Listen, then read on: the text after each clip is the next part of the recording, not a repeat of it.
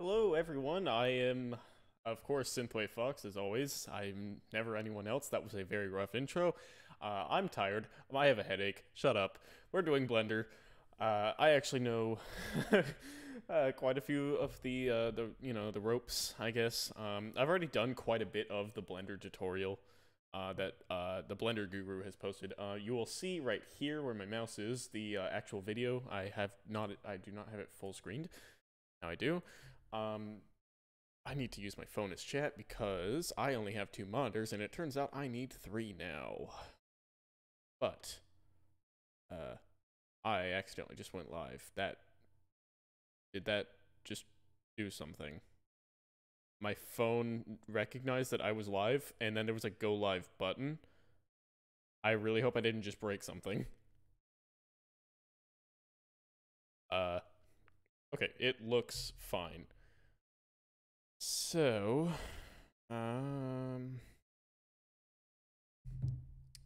well, since I've already done a portion of this, I left off, now I had actually done the icing part, but, something went a little wrong. I'm not really sure what. Hyacinth says, Red Boy Blue, hello! That was a very weird hello. I am weird today, I guess. Also, Happy Easter if you guys celebrate that.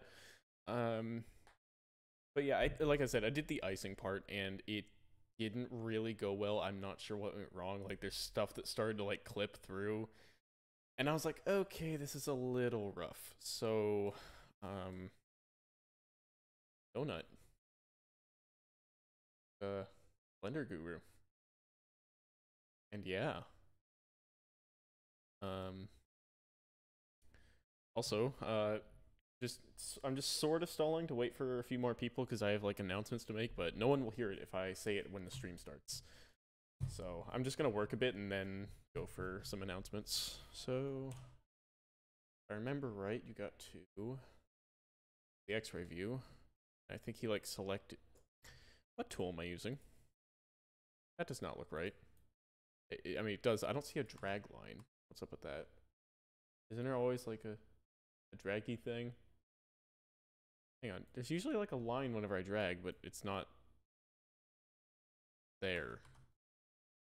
I'm using the wrong tool, aren't I? Please help me. I was like, I've been pretty good about Blender, and then stuff like this happens. Blender just chooses to hate me sometimes. Jeremy, why is my draggy thing not working? It doesn't drag, it just selects what I'm clicking on. I'm trying to drag. Yeah, drag select is not working. If I try and drag, it just selects what I'm looking at, and not like, you know what I mean.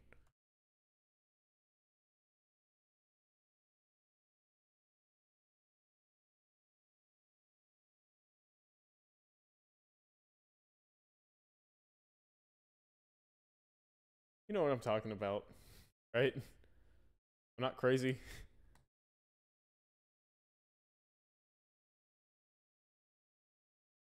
You don't know. Well, I kind of need it. It did this before. There's a drag thing, but it's not.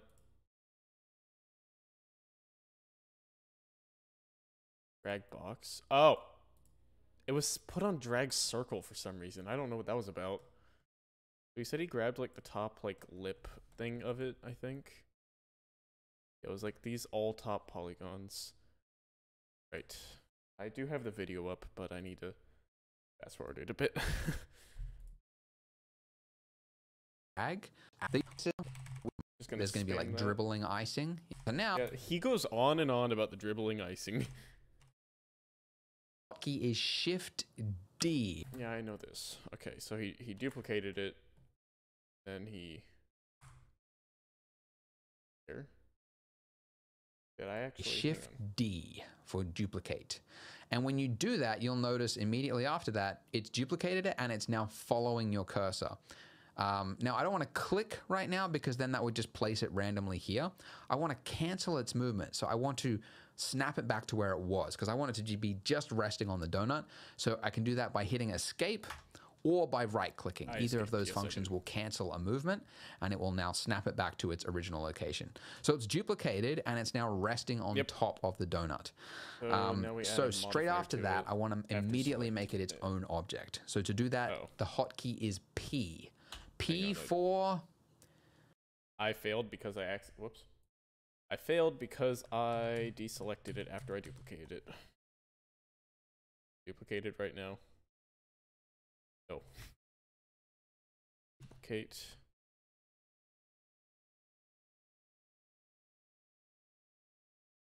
Right? Part of it to be separate. That's a good way to remember it. I don't know why I said that. We're going to select selection, okay? Selection. All right. So now that I've done that, if you exit out of edit mode into object mode, with tab, by the way, you can see we now have two objects. Ta-da! And by the way, we haven't talked about the outliner, but it's this section in the top right-hand corner. It actually displays all of your objects. There we go. I was like, what is wrong with this? So if you click this little drop down, you'll see all the objects that are currently in your scene. So you can see we've now got two objects called You guys Taurus. Can hear them okay, right? So actually, this is a good point. We should probably give them names right now. So I can double click this and I can call it icing. The other way, by the way, you can rename something is at any point right here. It's the same hotkey as you rename a file in Windows, which is F2. So at any point, like where your mouse is somewhere, you just want to give something a quick name, F2 is how you can name it. So I'll just call that donut, and you can see it's now given the name up there in the outliner, icing and donut. Just a quick thing, by the way, when we duplicated this, there's going to be some people following this tutorial that, and I'm just ignore this if you didn't do this, but some people are stuck right now because after they duplicated the icing, they right click and then they click something else. And now you have a horrible problem, the worst problem ever. You can see you've got mesh that is intersecting other mesh and you don't know how to select part of the mesh, like the mesh that's on top of it. And it's the worst problem, worse than Hitler. Whoa, okay, hold on. Okay, bud. Oh boy, I'm gonna get canceled for that one. Twitch, please don't kill me for that. I didn't say it. Alright, we're all just gonna pretend that he did not say that. Oh, Blender Guru, why? Why'd you do that? Alrighty, let's just keep going. But if you have this problem, what you want to do is there's a hotkey, Control L.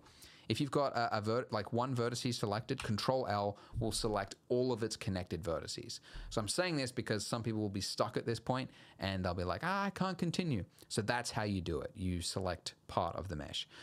Anyways, I'm going to delete that. And now we've got our donut and our icing. Ta-da! Okay, so it's now sitting on top. Hooray for us.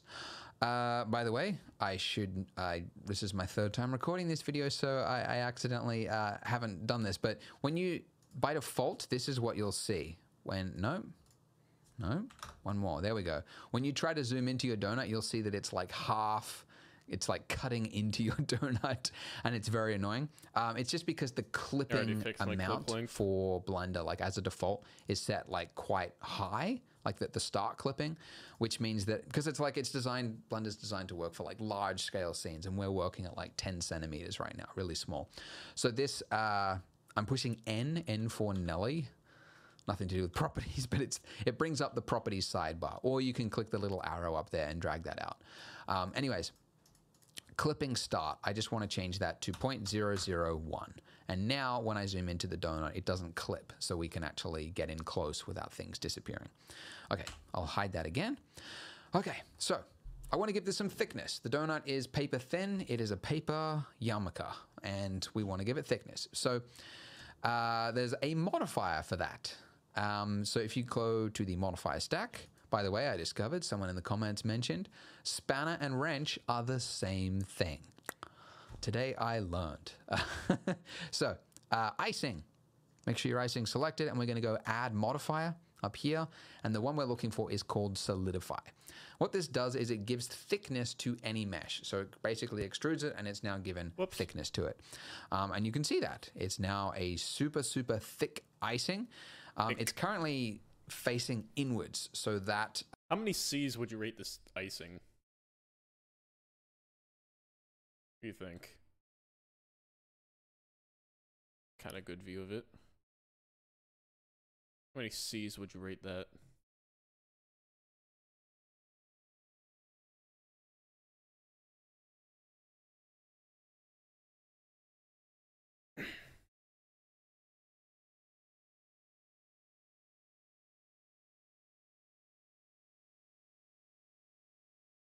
Yeah, thick with how many C's?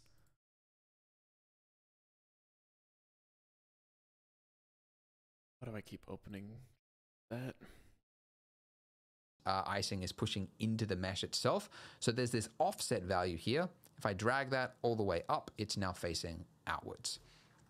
But it's too thick, obviously, unless you wanted a crazy amount of icing like they do for like cream cheese on bagels, right? It's just like, here's a kilo of cream cheese on a bagel. Too much. So what I want to do, just change this thickness amount to something reasonable. So I'll just type in, I don't know, 0.002. We'll give you 2 millimeters of icing. Maybe I'll add a 5 at the end there, just to, you know, it looks exactly nice if it's doing. Like a juicy, thick. Like not thick exactly. ice. Like I'm not gonna like completely copy him. I'm just for the like thickness settings. I'm gonna like just copy him. That's so gross. Dear. All right. So one final thing before we get to the next video. Hey, we're making good time.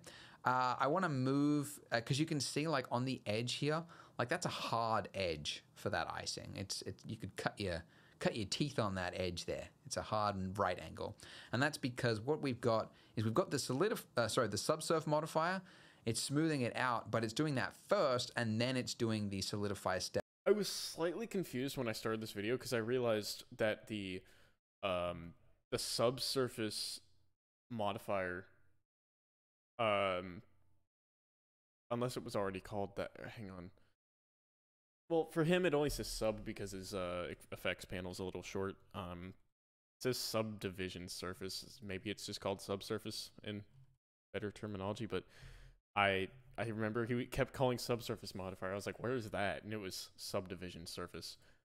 Step after it, and it's giving it a hard right angle edge. So I want to swap those around because it works top to bottom. So I'm just going to hit the up arrow. Now it's solidify first, and now we've got a rounded edge for that icing there. Yay for us.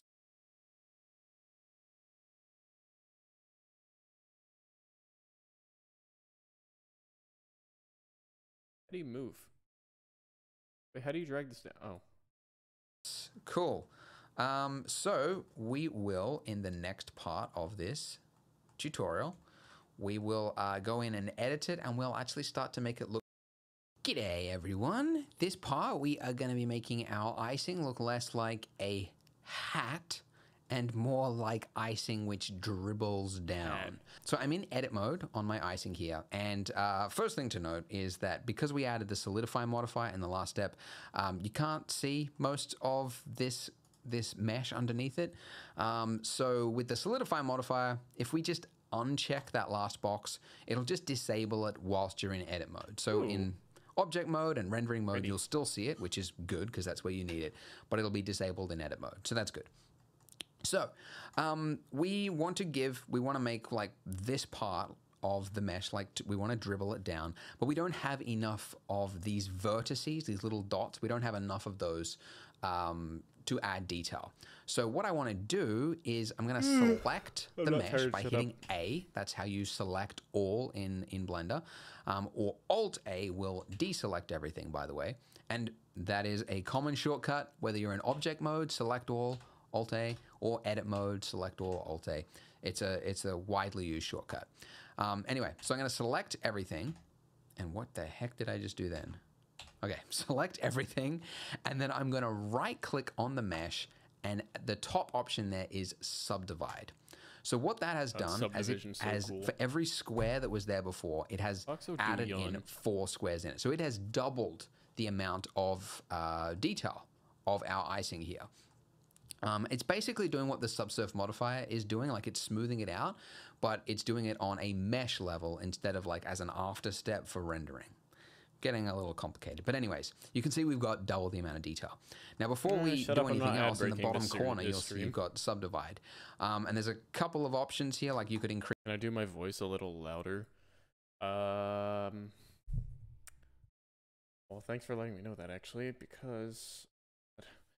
I usually had my voice pretty quiet because I remember I was always clipping. Ah! Oh, okay. Now I'm not doing it. Why am I not clipping now? Okay, yeah, I see what you're meaning. I'm not very... Let me try this, I think. Oh, yeah, I adjusted my mic levels, and now everything's, like, kind of off. Let me check how loud he is when he talks real quick. Also in the bottom corner, you'll see you've got subdivide. And there's a couple of options here. Any better? Like you could increase the number of cuts and we get more and more and more detail. But one cut is fine for what we need it. The one thing we do want to change is you'll see... I hope that was better. A little bit better. Yeah, YouTube's pretty loud. Even though I have it at 75% volume. I remember I had a limiter on my... Or I limited my mic volume so that I wouldn't, like, deafen the stream whenever I made any sort of scream or something. I'm sorry if this... I need to check if that clip modifier is still there. Please do not hate me. Okay, was that loud? Was it loud or was it actually just fine? Or like, was it like ear rape, or was it ear rape levels, or was it like just loud?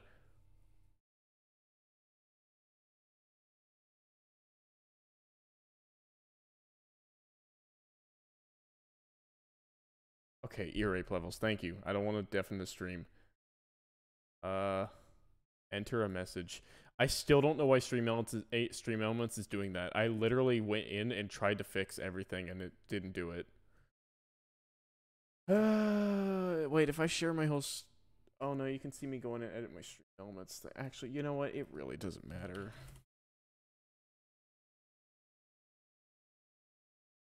Behind the scenes, even though it's super tiny, you probably can't tell anything.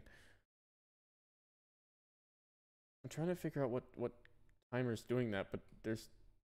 Oh, right, it's my Stream Raiders thing. I'll turn it off for now. It's fine.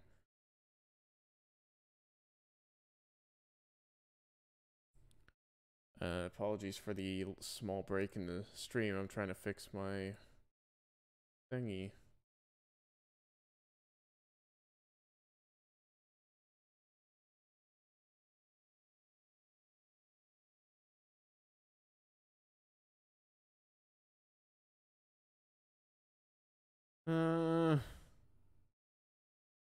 God, my mic levels are so off balance, because here's the problem. I talk really quietly sometimes.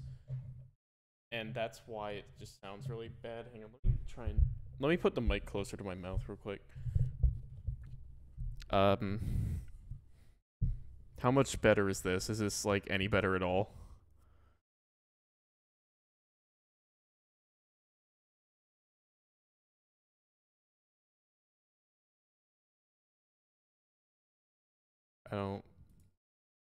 I'm gonna be talking a bit like this. Which, honestly, I thought was a little loud, but I think I'm okay. I don't know. The problem is, I applied a limiter at one point, but the issue was it just sounded kind of bad.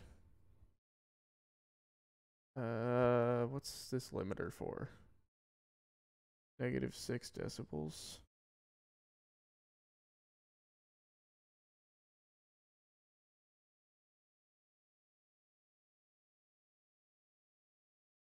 Let me play a limiter for... Hang on, I can actually limit it at a higher threshold. So if it hits -7 decibels, it's gonna be too loud, or Red, I only want it to hit like red only sometimes, like rarely. So I do just sound a lot quieter. What is going on? I'm usually hitting yellow a lot more than this, but I'm not, and I don't know what's going on.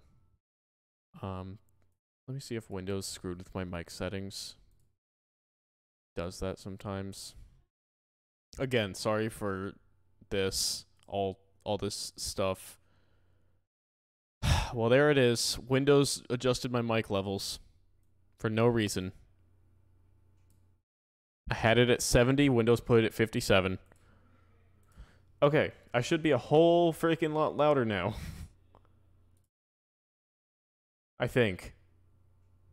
Ah. Alright, now my mic level are just breaking things.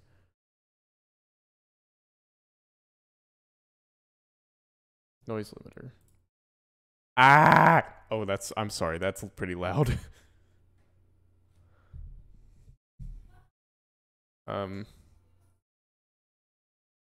Okay, I think that's a lot better. How does this sound, Sermi?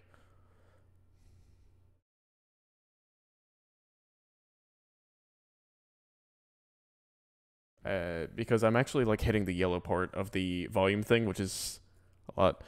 Yes, sorry for having you to have nothing to compare to. And there's a couple of options here. Like I would sound like this, cuts and we get more and more and more detail. But one do cut I sound a lot better? What we needed. The one thing we do want to change is you'll see like it has double the detail, but it's still jagged. I think. Oh, okay, totally better. Yeah, I hit red like one time there, but like I don't remember what exactly I had my mic level volume to, because like Windows keeps changing it. I don't know why. It does that for a lot of people, or not a lot of people actually. I mean, I've only really seen it on mine. I think I had it at like 80, but now I have it at like 70. So I don't really know.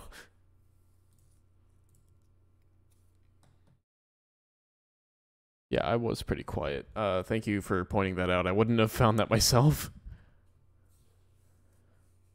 I definitely would not have.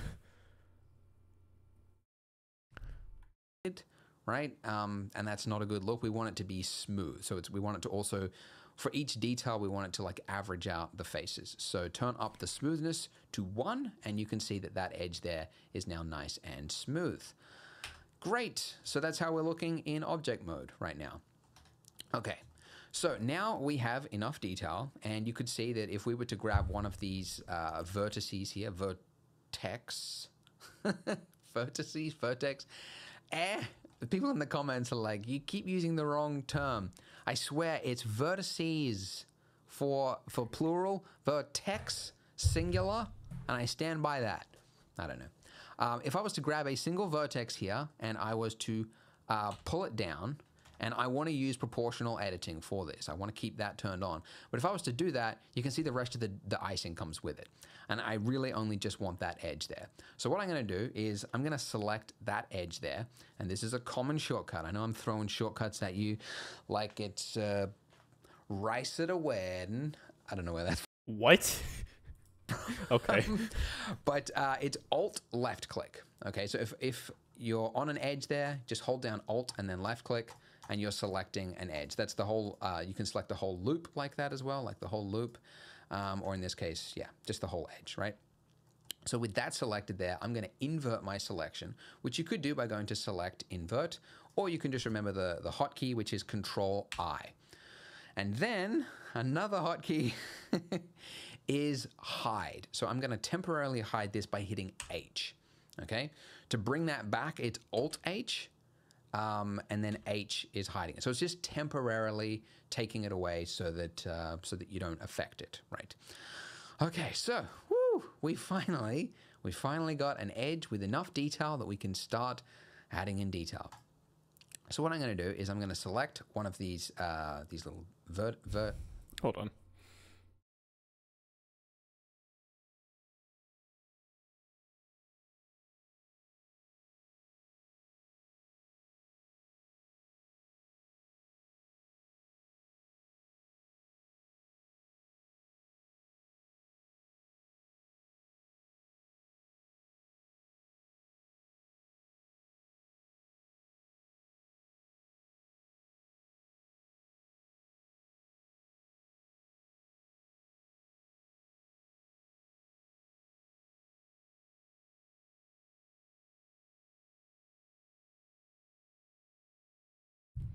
Sorry, I one was singular responding to someone. vertex, and I am going to move it down. Okay, now one Wait, thing which you'll note is vertex? that Just any of them? and I am going these little one singular vertex, and I am going to move it down. Okay, now one thing you'll note is that when you do this, if you were to move it down here using proportional editing as well, it'll start to go through the donut, and Wait. you know you could move Hold around. on. Proportional editing's on. Why is it not pulling the others with it? Oh, my circle thingy. And then pull that part out, etc. Hang on, he has his circle a lot wider.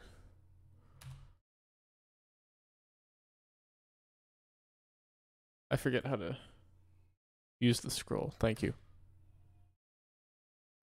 How big is his? That's even? very fiddly. It would be great if the Maybe he's about to turn vertices it down, stuck actually. to the mesh underneath it, and we can do that by going up here. There is a snapping option, so you can snap by turning that on, and then we want to change what it snaps to. By default, it's increments, which means that like it'll stick to singular like grid floors, right? Which is definitely not what we need. We instead want to change it to face. So snap to face. And then if I pull it down, you'll see that it is sticking to the face. But I don't want just that to stick to the face. I want all of them to stick to the face. So I'm going to select project individual elements. And then when I do that, all of the vertices that are being affected are going to be sticking to the underlying face underneath it. And that's what we want. Yay! Okay, so let's do that a couple of times. Let's just go around it. And you'll notice also there are different types of proportional fall off. Like, for example, if you were to use sharp, then you would get kind of like that kind of like detail. I'm using Right? smooth. So that can be kind of cool depending on what sort of thing you want. So here's the thing, like this step is actually kind of, it's a little bit fiddly because you can, without, if you're not careful, you can get kind of like repetitive looking. He's using sharp, so that's what I guess I'm gonna do. Repetitive looking icing, right? Like like it just looks a little bit too. Make the subdivision surface levels a little higher. I mean, this is just viewport, really. Are you talking about on the donut or the icing, though?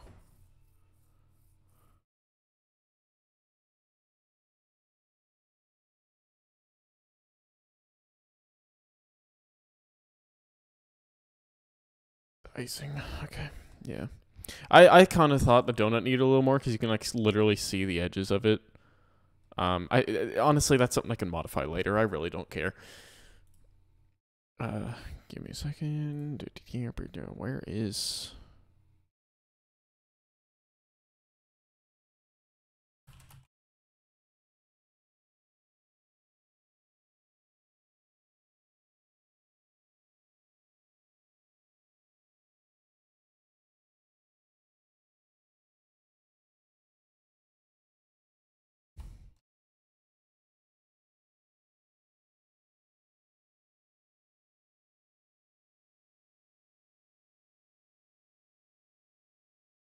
All right, sorry. Someone had a very strange status, and I was asking them what it was. Machined, like a little bit too. I don't know what the term is. Like it doesn't look natural. That's the term. So, anyways, that's pretty good. That's pretty good, he says. Oh my god.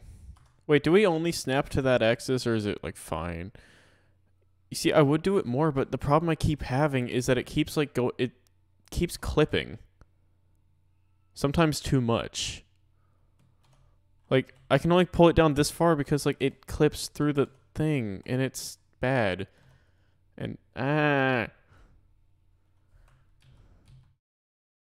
on. See, it keeps clipping through.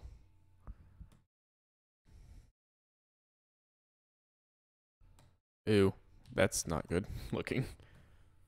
Take the vertex and move it away from the donut. I tried. Wait, Z. Yeah, but do it. Oh, wait, what the? I don't understand because moving it away still. Whoa, spike. It looks like a beak donut.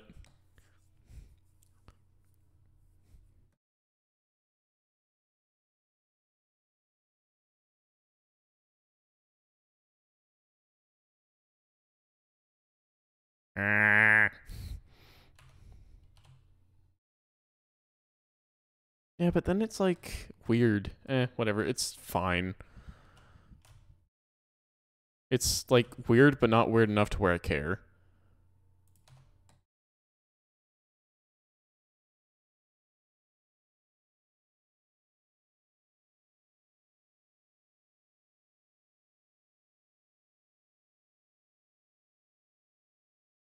That's actually not bad.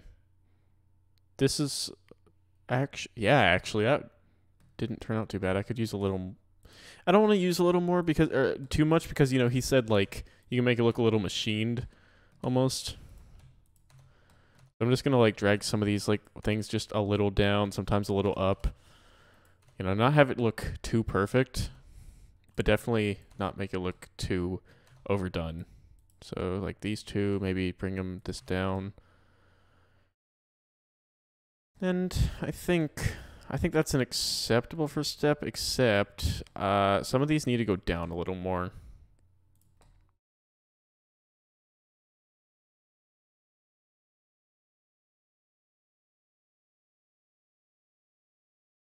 Ugh.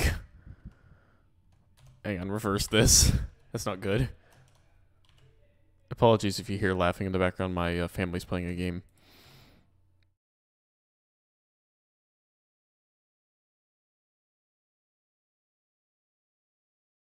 What do y'all think of donut so far? I think it needs a little more droop on this side.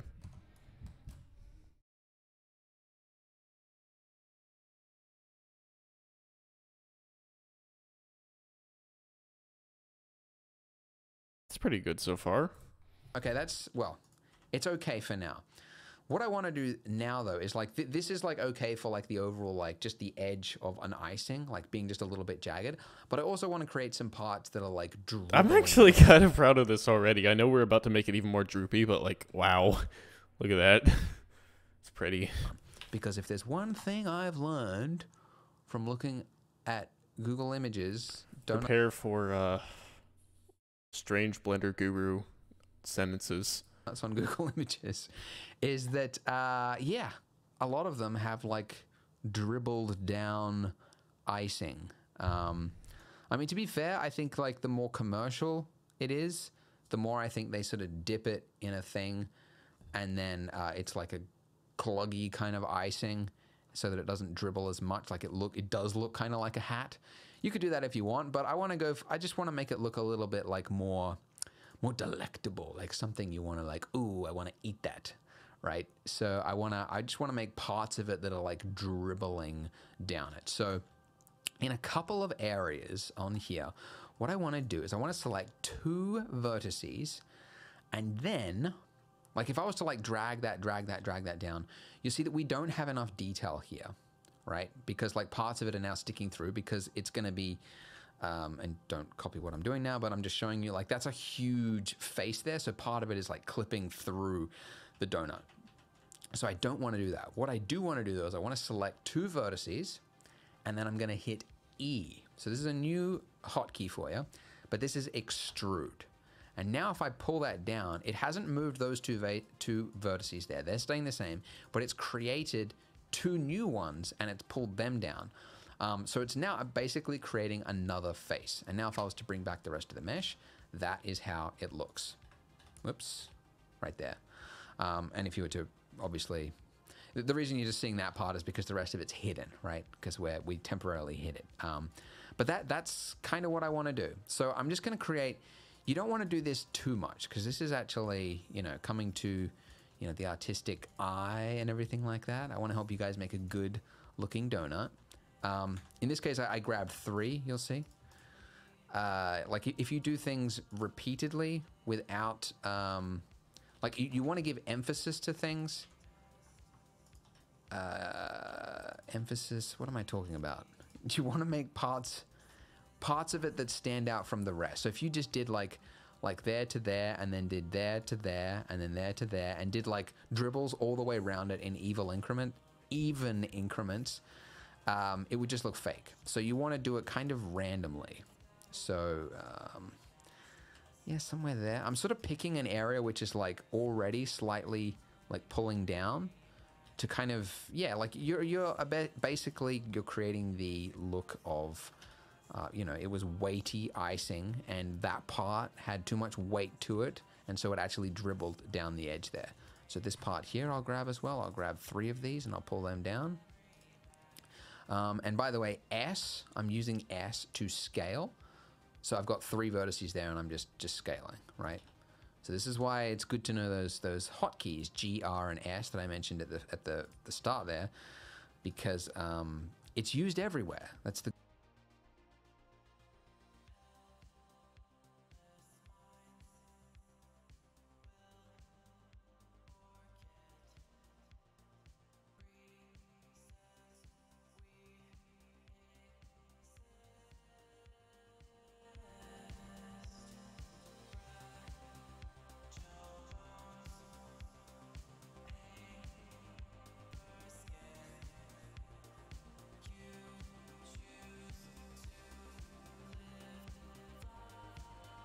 The heck?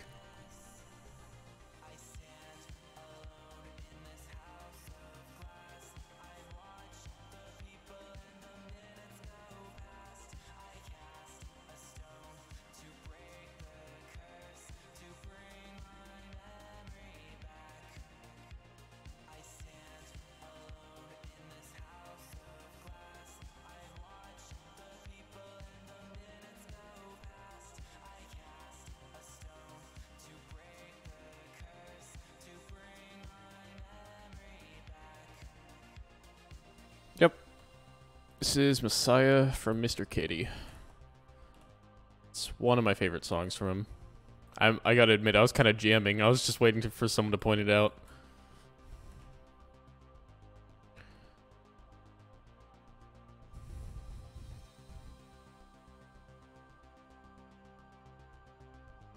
Whoa. The heck just happened?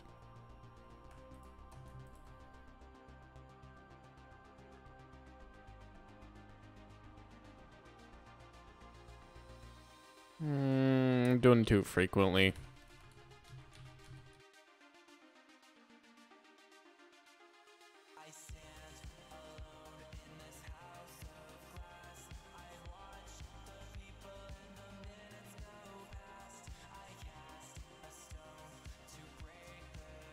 This looks a little rough.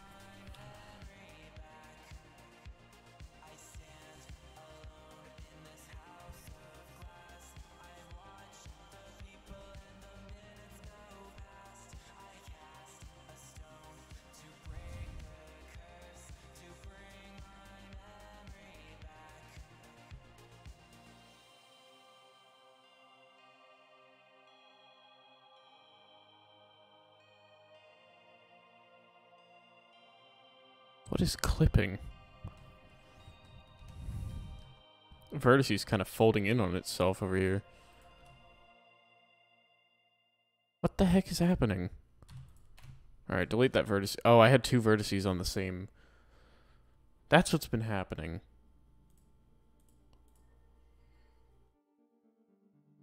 I had 2 vertices on the very same point, and it was just clipping through itself. That's what was going wrong earlier! Oh my god. I didn't even have to restart it at all, but whatever. It doesn't hurt to try. It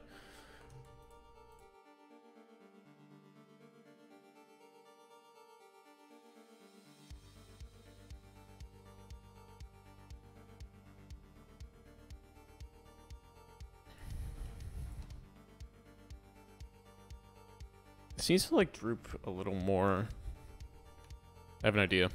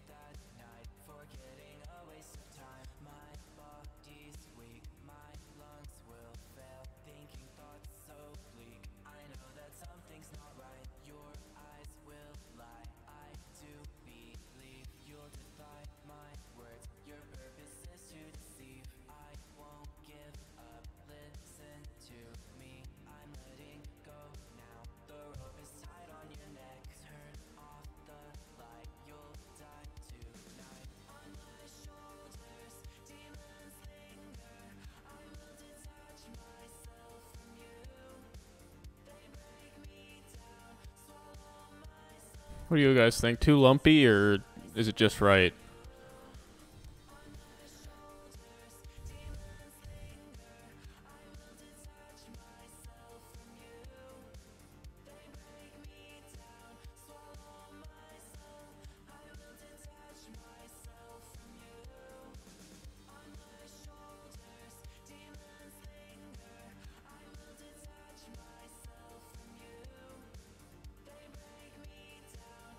The good thing about Blender is once you've learned the hotkeys, they are applicable whether you're looking at nodes, whether you're in edit mode, object mode, it's all basically the same. GRS, they're kind of everywhere.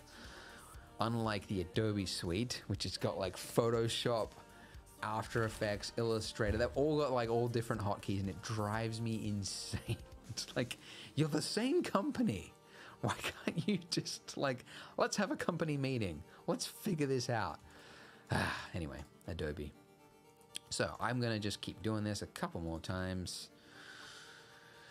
Yeah, all right. Actually, I think mine kind of turned out a little bit better than his. 1, 2, 3. That's a little bit too I'll pause my predictable. music, 'cause some of these are jams, and I like predictable. You don't want it to look predictable, because real dribbling icing would not look predictable.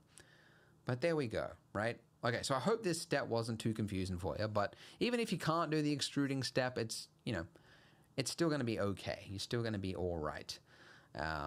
Your icing's going to look fine. Really, we're just trying to make it look a little bit more random than just a hat sitting on top. Now, the next step, we will actually do, like, sculpting, and we will, like, add in, like droplets, like, oh, that sounds scary. Look less weird. Sculpting is a very scary word for me to hear. We'll get to that next. But one final thing before we get to the next part is you'll see that like the edge. 1 second, I just thought I'm gonna add a.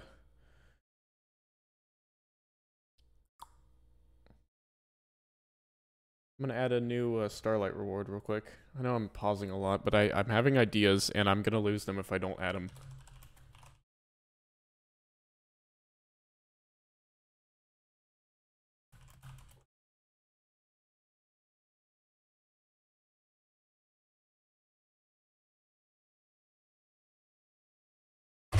Ow, I'm sorry if that was loud. I just banged my hand.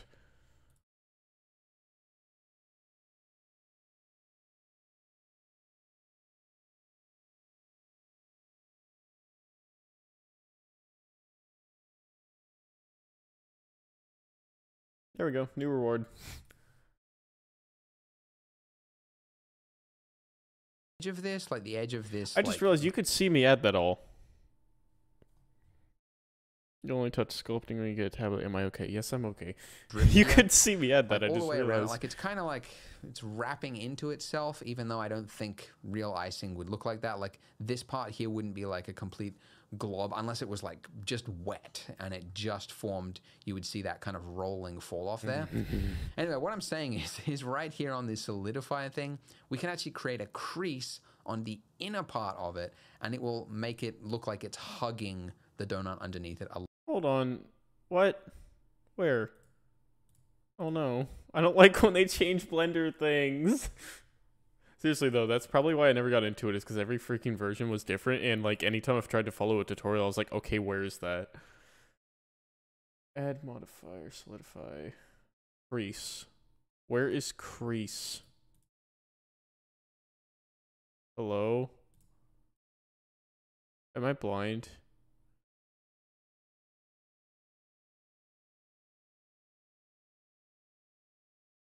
Nope, not doing that.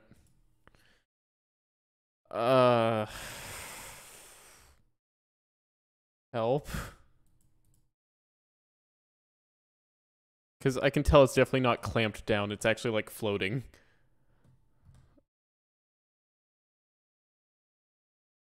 A lot better. And immediately when you oh,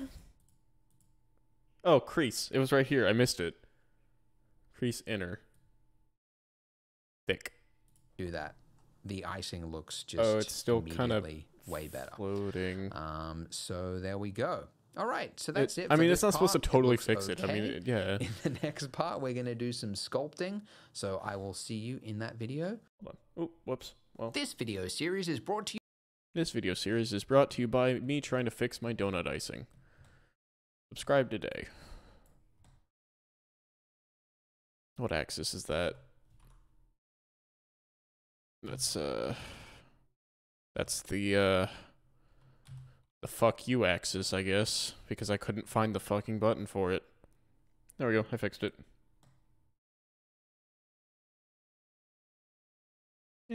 It's fine. Let me check any other floating boys.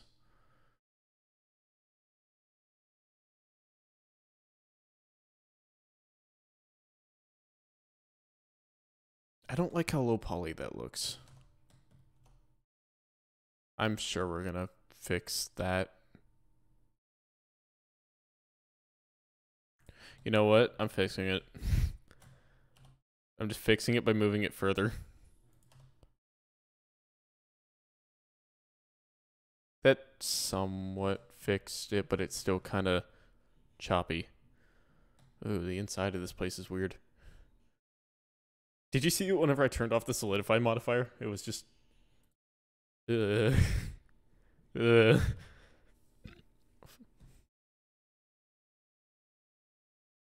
Fuck you, unices your donut. If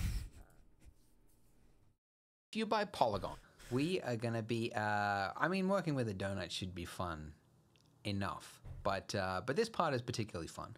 We're going to be making both the donut and the icing on it look more shapely. So we're going to use sculpting to make this part look gloopy and like real icing, and it's a lot of fun. So before we... I keep reminding more... remending? I keep getting reminded of more things that I need to change. Such as the emote things, because I just realized, contrary to belief, that's actually a lot of Starlight things. I remember I had it at like 400, but I'm gonna make it like 200-ish. I don't think that it should be that easy. I mean, like, it should, you know, like, take some time to unlock, but like, still. People earn 220 points per hour. That scream was super cute. Shut up. You nerd. Unlock a random emote. 220 per hour, so let's give him 220 for that. Use an emote to unlock. 250. There. It's still decreased from what it used to be, but like, you know. Do the sculpting. The sculpting will it'll work, but the only detail we have is what is available to us in edit mode. Like if we're sculpting on a donut, this is all the detail we have. So really, we want to have a lot more detail than what we've got. You better not fucking clip that. So over here in your modifier section, we've got the subdivision modifier, and there's a button we can apply it. And if we hit apply, it'll apply that detail to our donut. But before I do that, it's a good idea to have a copy of... Hold on. Currently. So over here in your modifier section, we've got the subdivision modifier, and there's a button we can apply it. And if we hit apply, it'll apply that detail to... So, fun fact, there is not an apply button in the new versions of Blender because I do not see one. Our donut. But before I do that, it's a good idea to have a copy of what it is before you're going to apply it, just in case you need to go back. And I say this from like years of using Blender. Oh. Like, you know, you he said have a apply copy on something. You can't go back, by the way. Like a modifier, it's there and you can revisit it at any time. But once it's applied, it's like it's done. So oh, I almost deleted it. That's why I think it's a good idea to keep a copy of it. So what I'm going to do is I'm going to select both my donut and my icing. I'm going to hit Shift D, and that's created... Oh, if you see it snapping like this, by the way, that's because your snapping tool is still turned on. So anyways, I have duplicated it, and you can see up here we've got turn off the snapping tool. 2 donuts and 2 icings. Oh. And on... Oh, no. Hang on. No, go away. No, go away. Wait. Why are there... Hold on. Something seriously fucked up here. Thank you. Alright, you go... You go bye-bye. You go over there.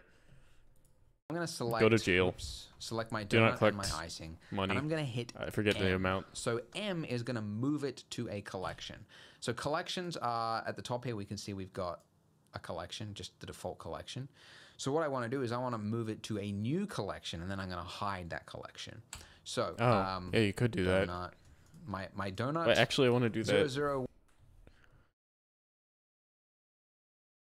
No, get rid. No, hold on. If I delete the collection, does it delete the thing in it? Okay, good.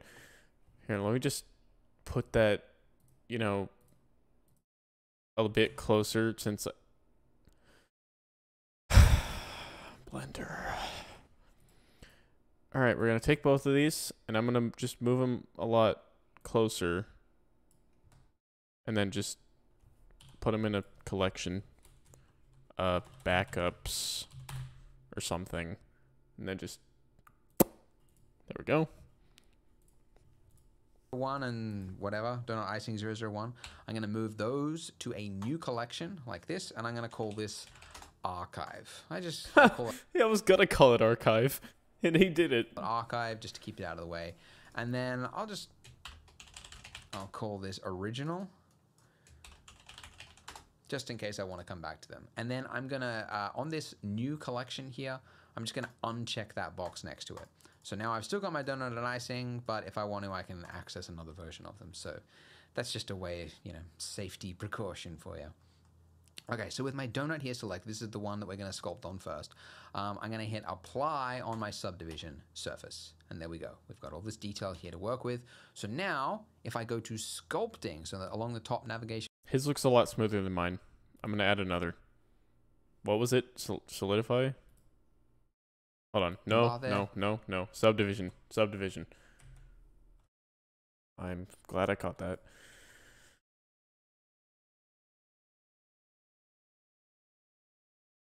Uh-oh. This is starting to make things a little strange.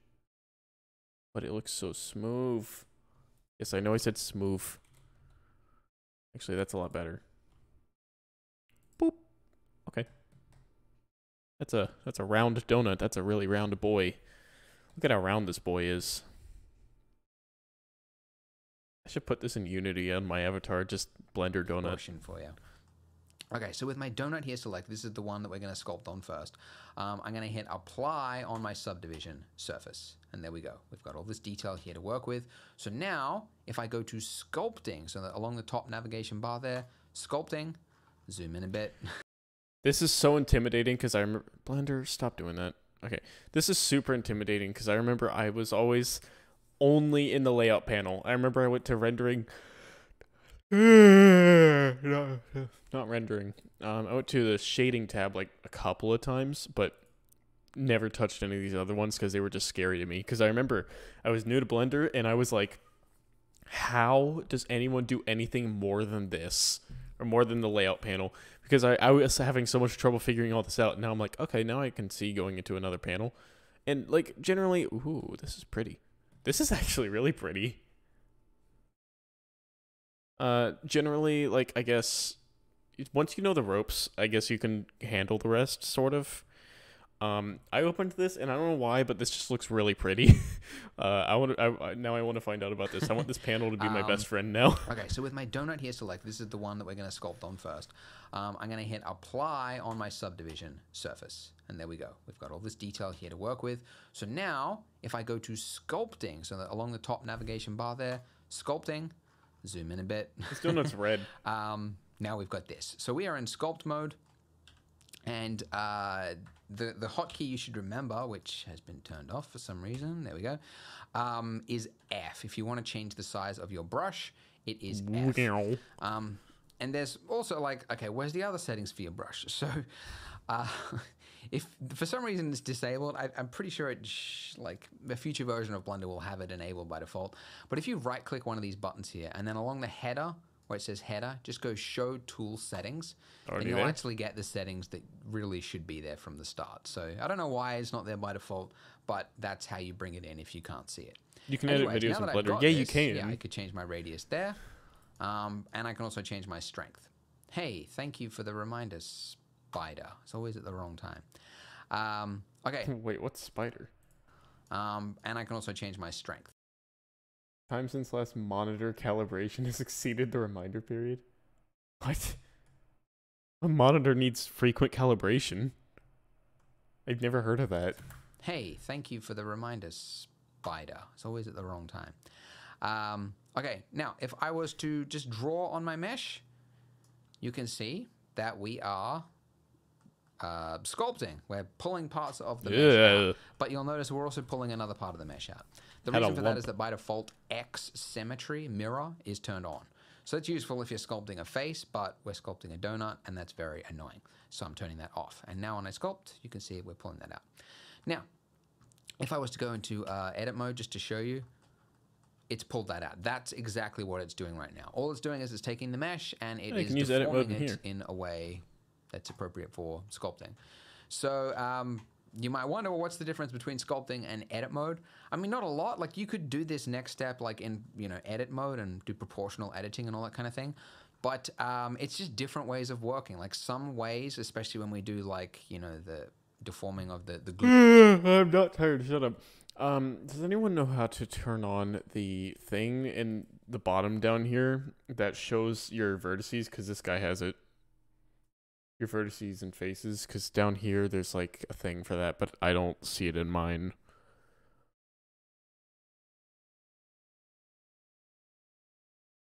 It's like literally just a little info thing. I've seen other people have it. Like a setting, or is it like up here somewhere?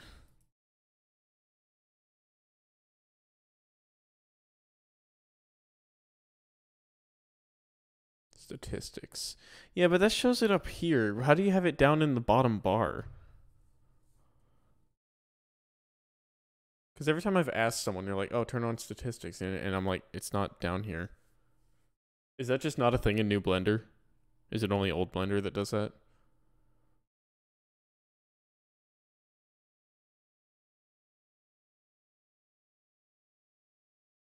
They changed it. Oh, well. It's fine. Also, my donut has way more vertices than his does. But you know what? Doesn't really matter. Gluey bits of the icing. It's just easier to do with sculpting. Now, in the case of our donut, what we're going to do is we want to make it look like, because basically the way donuts are made is they come out of a fryer.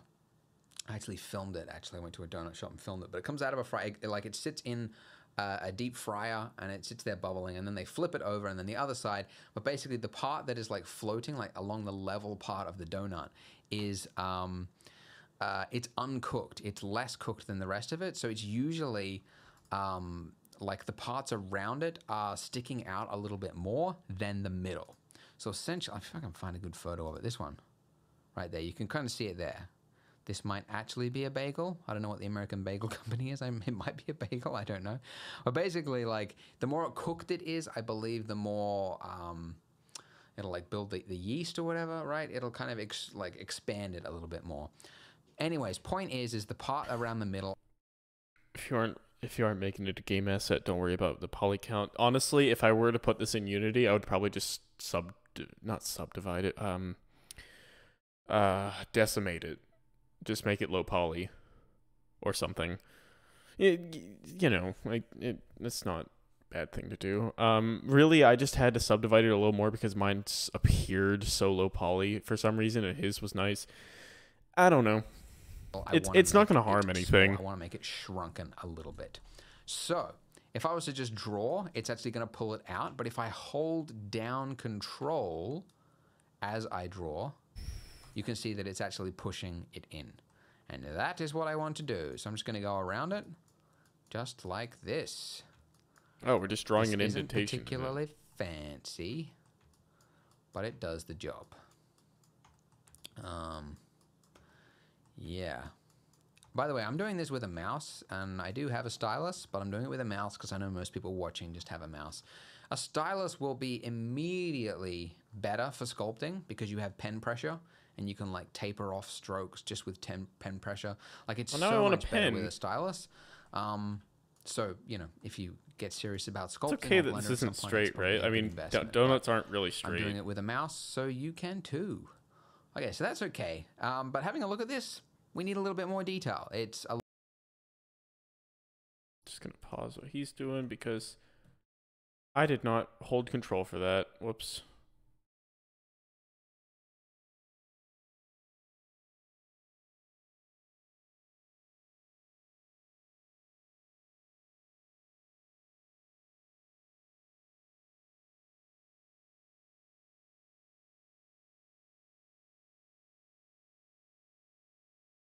It's really strange. It's creating like little I don't know how to describe it.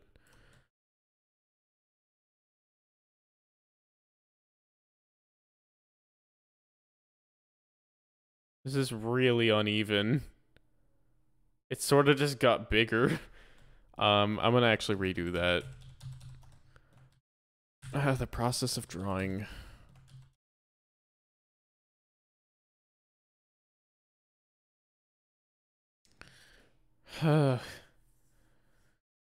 um, let's maybe turn the radius down a little bit because that's I think what killed me. Save your work, thank you.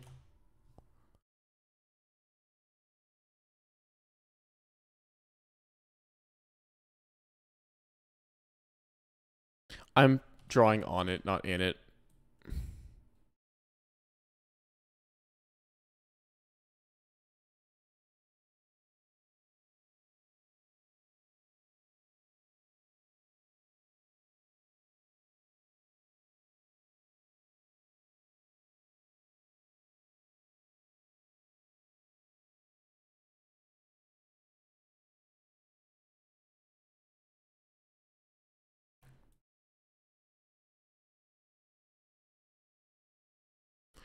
Just kind of taking a few little strokes on it because, like,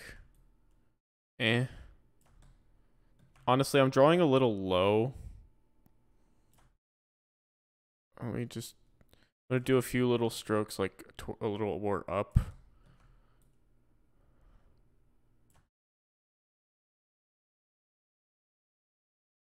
Because, you know, not all donuts are equal. There are no two donuts are alike. There are no two like donuts. Okay, hang on. Can I fix this by drawing on it? Because I kind of screwed it a little bit. I keep just making it worse. Let me look at it on layout view. I'm making it worse. I can recover to last save or revert to last save.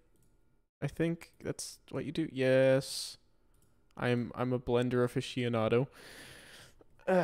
Okay, hang on. a little bit low res. So I'm going back to layout mode. I'm just going to add another subsurf modifier. So okay, so he does address the low res stuff. Good, because I was like, this is low res. I'm just going to try and do really thin one or two strokes, not many.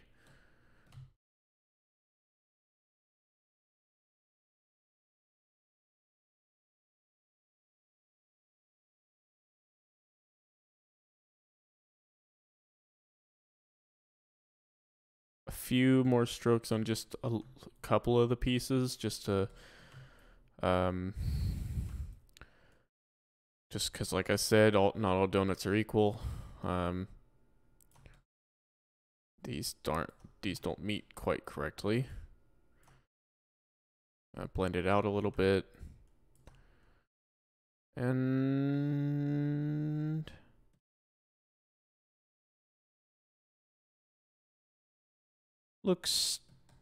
it's all right. I can't say it's better than his.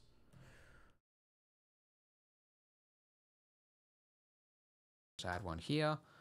Make sure, when you apply it, by the way, it'll apply whatever is in viewport subdivision, right? So it's just going to apply that. So I'm just going to hit apply, and there we go. Got a little bit more to play with now. Back to sculpt mode, and away we go. I did that step deliberately, by the way, because I know, you know, I want to show you like the thought process of how you solve these sorts of problems. So Holy crap! Hello. Yeah. This is kind of funny. A streamer that's basically me, furry, LGBTQ, plays Elite Dangerous, Starbound using Blender. Yeah. Starbound even my recently... I guess it is a recently played game. I actually just played it for the first time the other last stream. But I sort of know the ropes about Blender. I was just told to do the Blender donut thing because, I want to learn more about this. So, yeah. Thanks for popping in. Pretty simple. Don't want to go too far, By the way, the keyboard shortcuts like Shift F will actually be the strength. So if you don't want to have to keep going up there, you can just hit Shift F and you can control it there. And then F is the size of the brush. So I use F a lot, Shift F not so much because it's a little weird to me. But yeah, anyway. Yeah, that's pretty cool. We could also change to like a smooth brush. Like if you go too far, you could kind of smooth it out a little bit. Yeah, let's try using Shift F. There we go. Yeah, you can kind of control it like that. But okay, so that is the donut. I might actually just while I'm here, actually let me have a look. I didn't even do this for my my donut. But what does the inside of a donut look like? Nothing. It looks exact. It looks completely perfectly round. Well, nothing's perfect, so I'm gonna just like, I don't know. I'm gonna hold down control and I'm just gonna like add a little bit of detail here. Like some detail is better than no detail, right? Even if it's just like a tiny little bit, it's better than it just looking completely perfect because nothing is completely perfect in the real world. Okay, so the donut part is good. Now we're gonna do similar steps, but for the icing. So I'm going to apply my solidify modifier first. And then the next one is the subsurf modifier. Let me just unhide the rest of the mesh just in case. Whoa, a little fast. This your first time with Blender? No, it is not. I've actually used it quite a bit. I'm just doing the Blender thing because I was told to. Since I was told it was really good with like getting to know all this stuff. I make renders on my Patreon page, which is in my Twitch panels. I haven't really made anything yet. I just have concepts right now. But I have stuff coming soon. Like pretty like realistic, like ray traced stuff.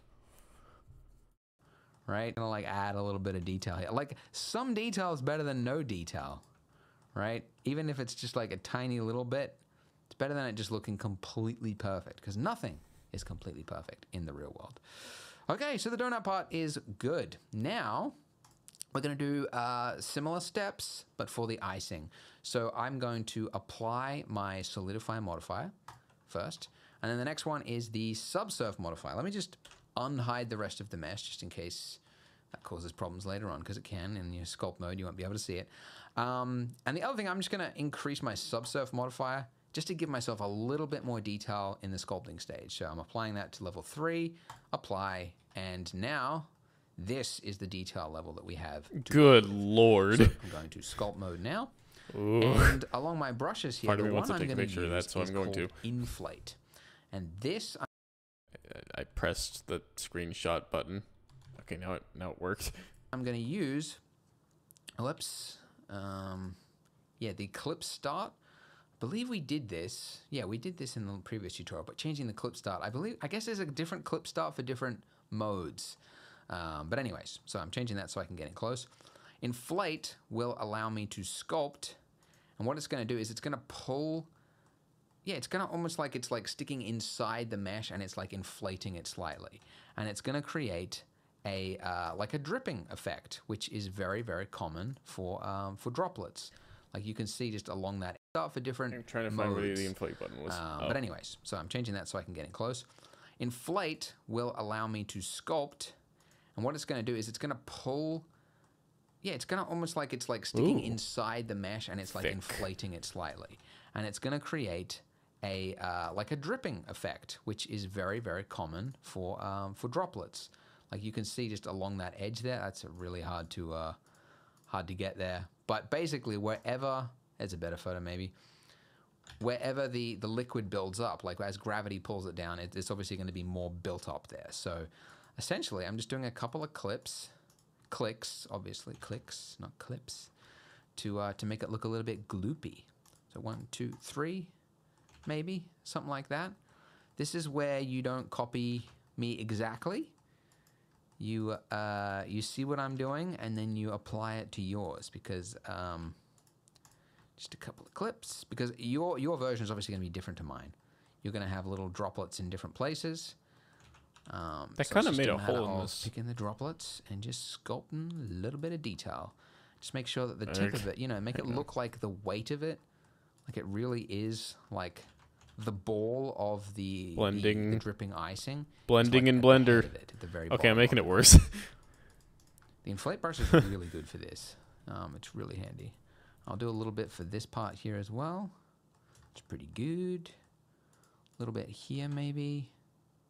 Maybe, I don't know. It's looks a little bit weird. And you just go along it. It's kind of relaxing.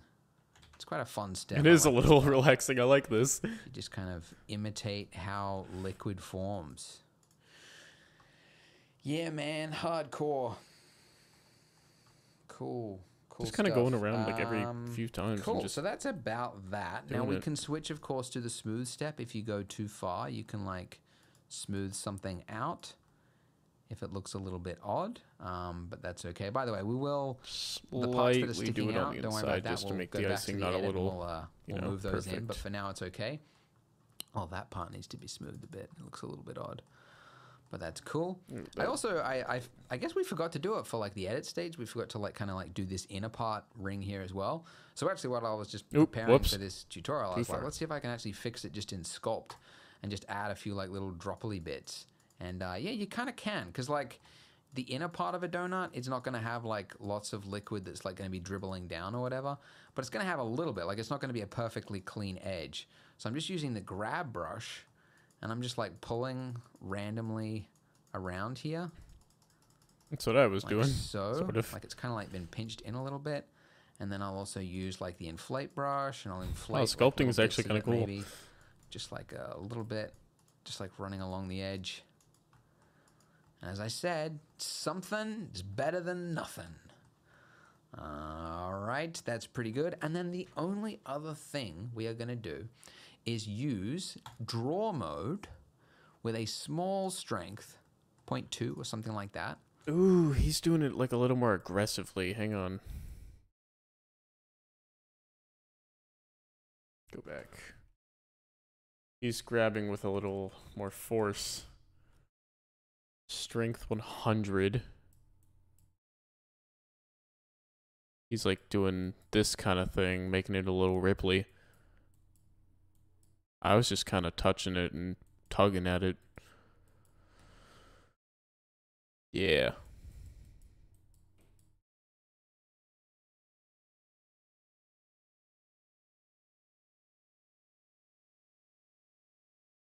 Oops.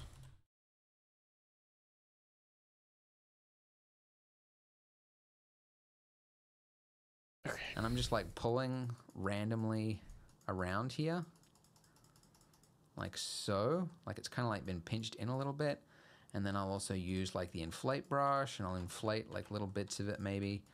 Just like a little bit, just like running along the edge.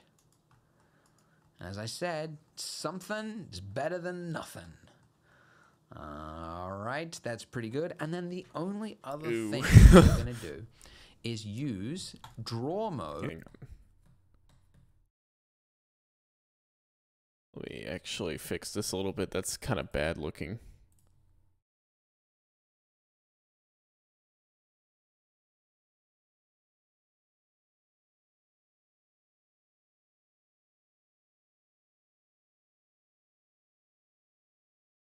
That's better.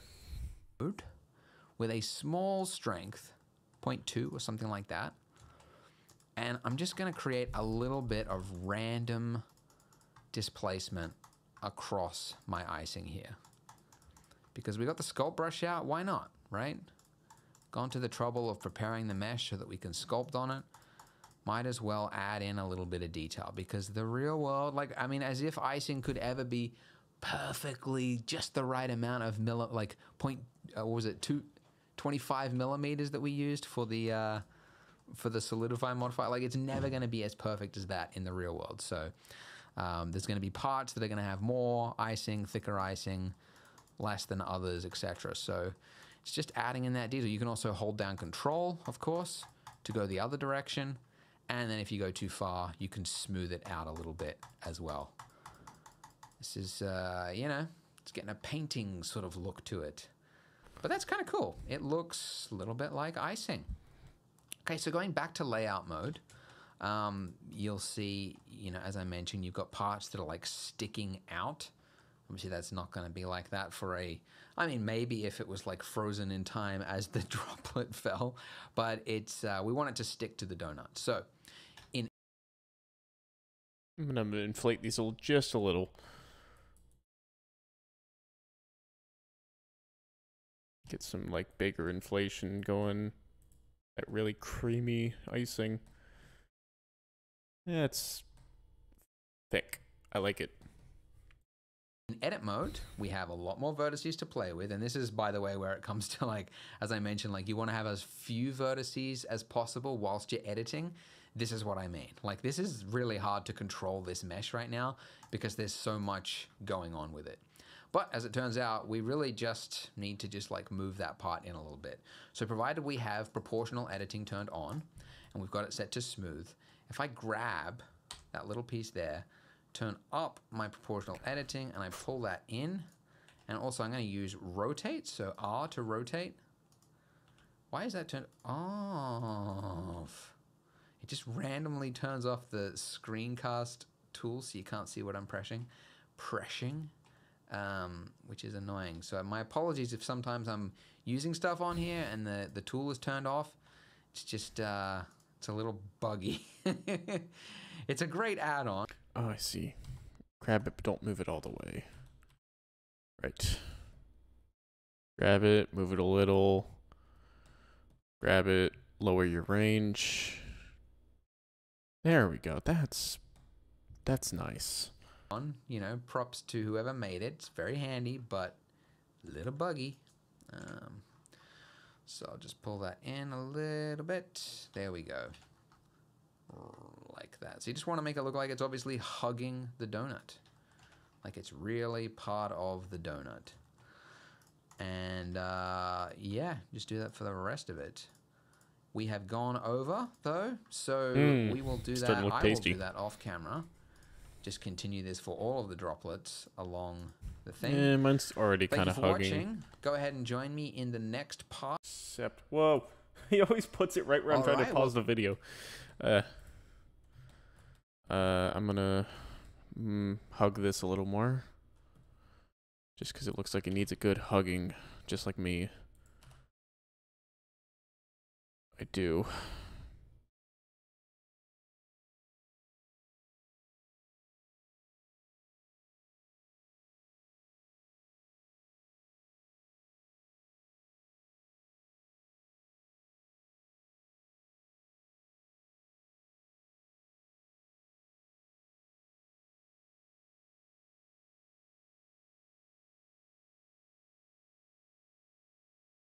Now I'm gonna... Alright, that looks fine, but before... Oop, actually... This looks a little off.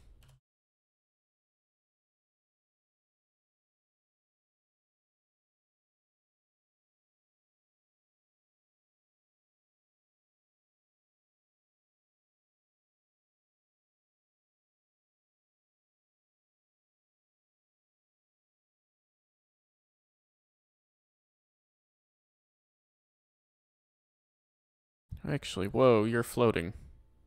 Hey, that's not cool.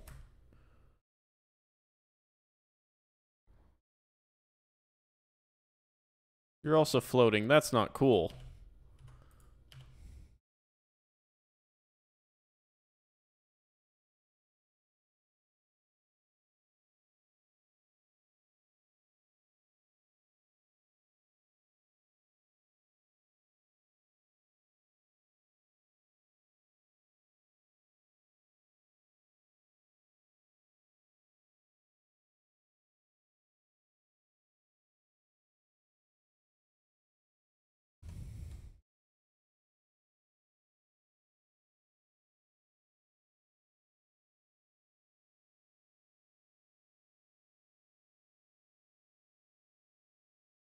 All right, my wrist hurts. I'm gonna take a break before we start the next portion, and I'll see you guys in a couple of minutes.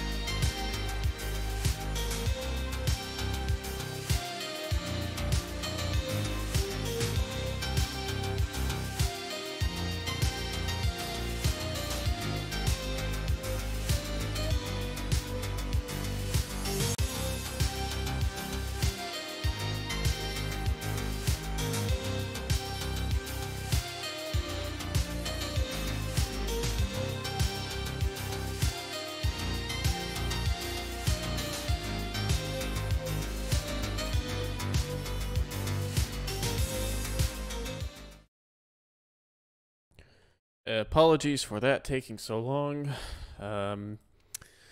Was checking on my brother. He's kind of I don't know, it doesn't matter. Anyways, I'm back. I grabbed a drink because hydration is good, especially when your head hurts like mine does. So let's get back once I. God, I love Izzy drinks.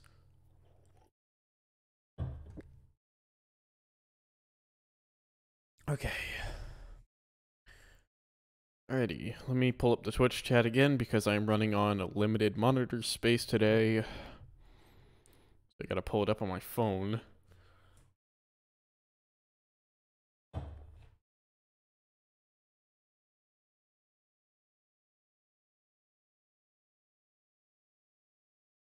There we go. Alrighty.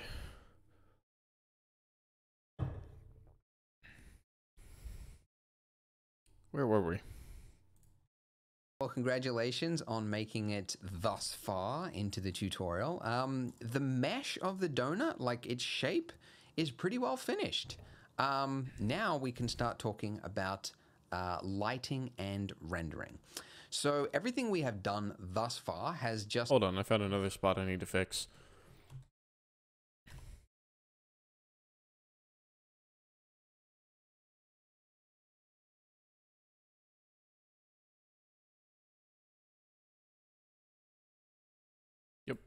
just been in sort of viewport mode, right? Like in this. Hold on, I found another spot I need to fix.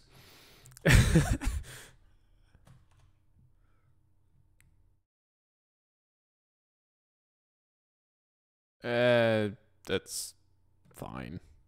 I got pinged. Anyways. Shaded. This is solid view viewport mode. But when you actually create a final image or an animation, it's actually going to be using a separate mode called rendered view mode.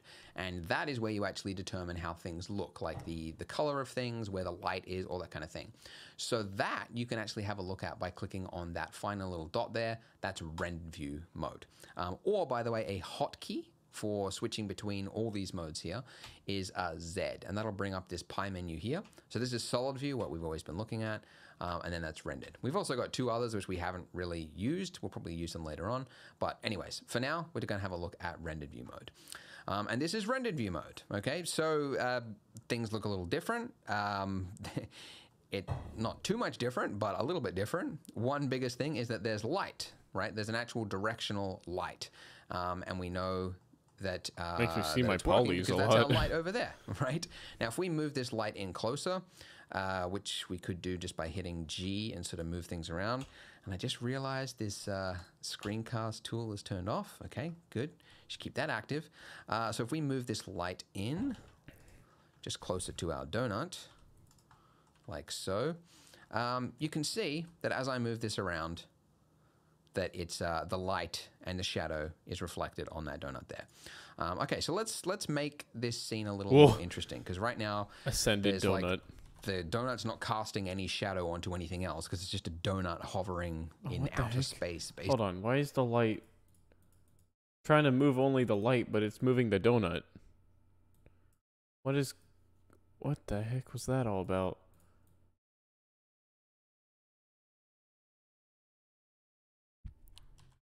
Anyways. Basically.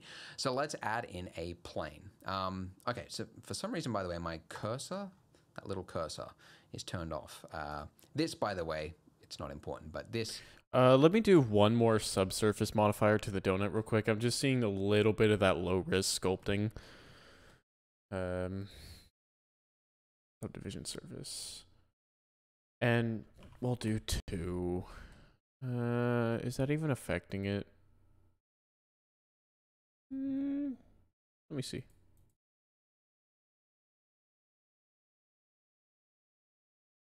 That's gonna up my count a lot. Maybe 1. Yeah, one's fine.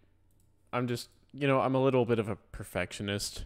I kind of like things to be the best they can be. Drop down here is how you can determine the look of your viewport. Use cycles. Cycles. Could. Chop.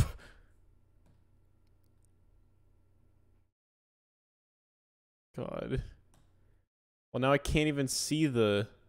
Well, what engine is he going to tell us to use? If there's anything to turn on or off. Anyway, the 3D cursor, and the reason the 3D cursor is important is that I'm going to add a plane, and wherever the 3D cursor is where new objects get dropped. And you can He's move using your 3D Eevee cursor right now, by but shift, let's see what he right click. does.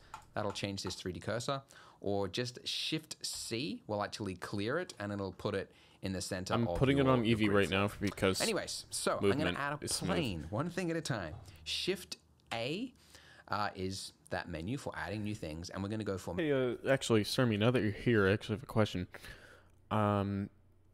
So you said use cycles is best for realism. Should I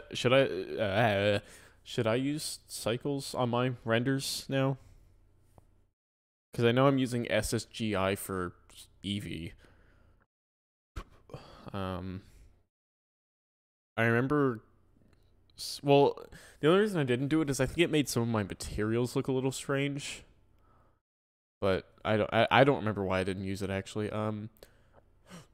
I'll have to look. Yeah, Eevee's probably gonna get you closer to like Unity's stuff, which honestly I've been trying to get away from. Cycles, I remember, is just a little ooh. That's me having to turn down my viewport tracing or viewport sampling. I'll turn that down right now. It's using my CPU. That's why. Changing it to GPU did nothing. Adaptive sampling. It is on. And use denoise.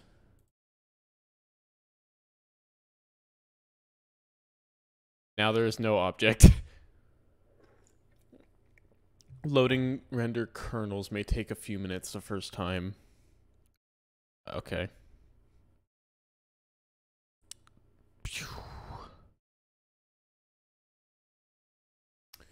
So, nice weather we're having. It's actually kind of cold where I live right now for some reason. It's been warm for the past month, and now it's cold.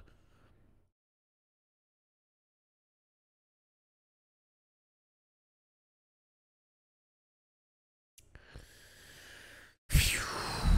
This is taking a while.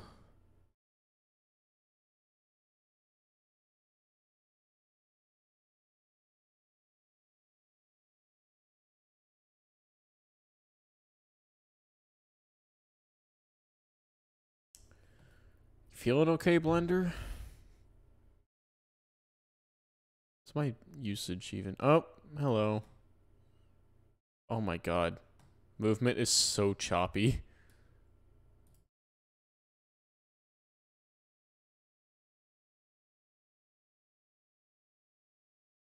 To be fair, I am literally in... Whoa. I am literally in the render view. Oh, use optics as a denoiser.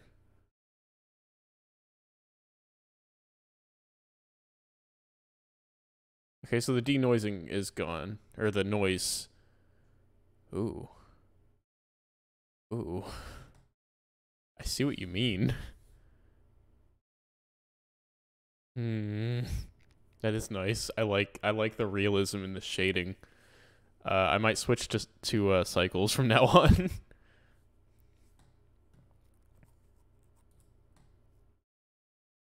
That is extremely good. It's just choppy movement is all. I don't think it really matters, I'm gonna be honest. I mean, there's not much you can do about that because it's literally trying to render.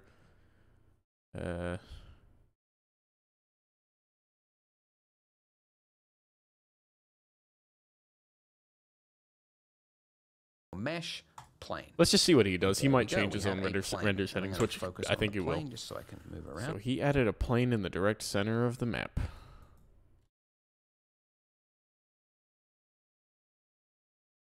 So that's not the direct center.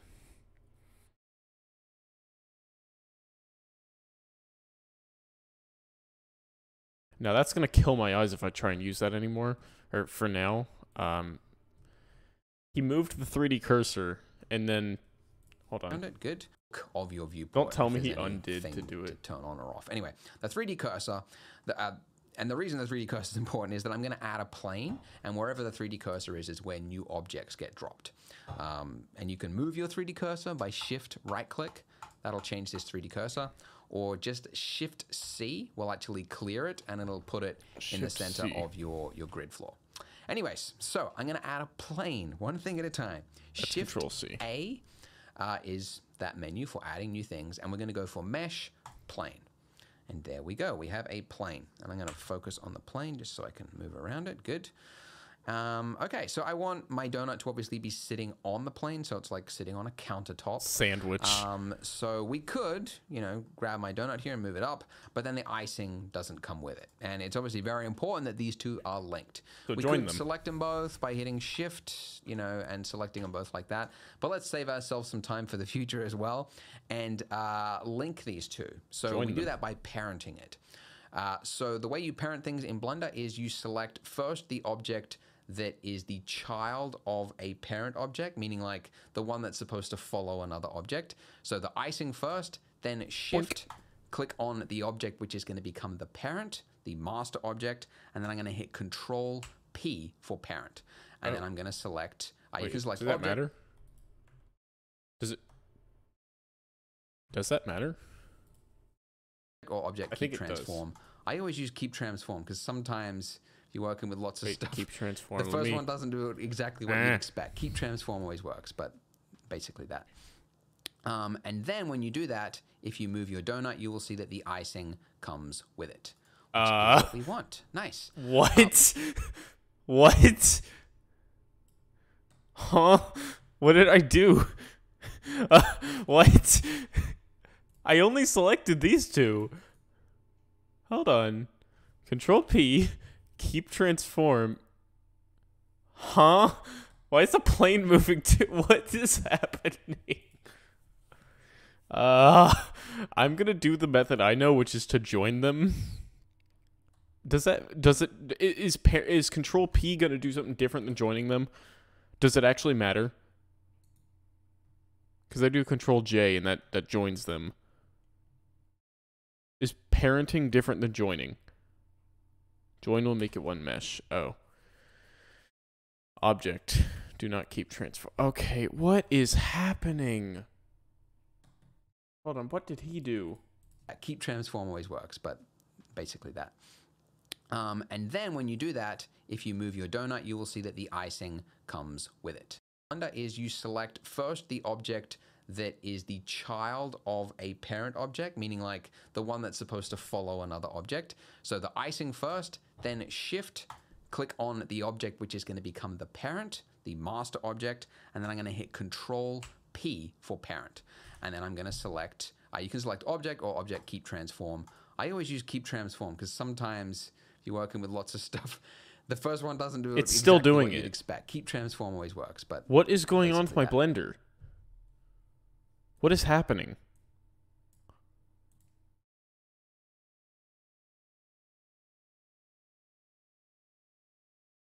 Sammy Team, love the fox. I love you too. Blender seizures. Yeah. Oh my god, I hate when Blender does this. Does random things that shouldn't happen. Look at this shit. They're not even joined together and it's doing it. Oh, they are joined. Hang on. Can I move it without even... Plane. Move. Okay, bye. Let me try this. Nope. I did that instinctively. Keep transform. And watch the parent move with it. Okay, so the parent's not moving. But now the... Shut up. Why are you saying the ad break so frequently now? But now it's doing that. And I don't know why. What the fuck?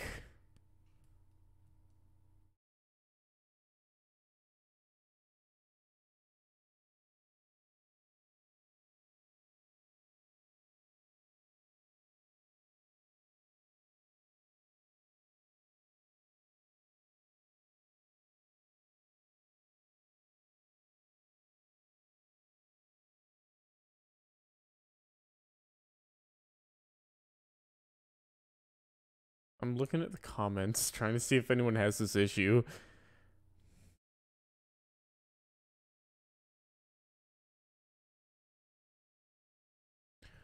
Do I have to look this up?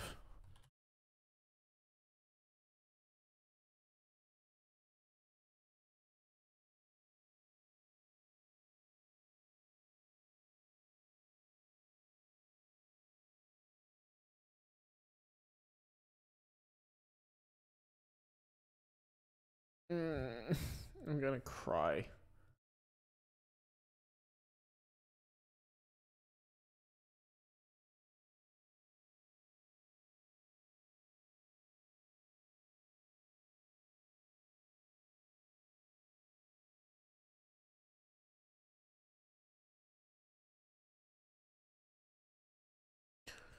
Why doesn't this work? See, selecting them...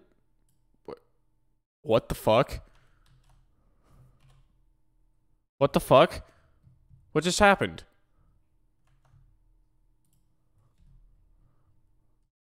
What is happening? What the hell is this? Why is it... Okay, this is so weird. Look, using the transform item thing keeps them together. Pressing G to move them? No, just fucks it.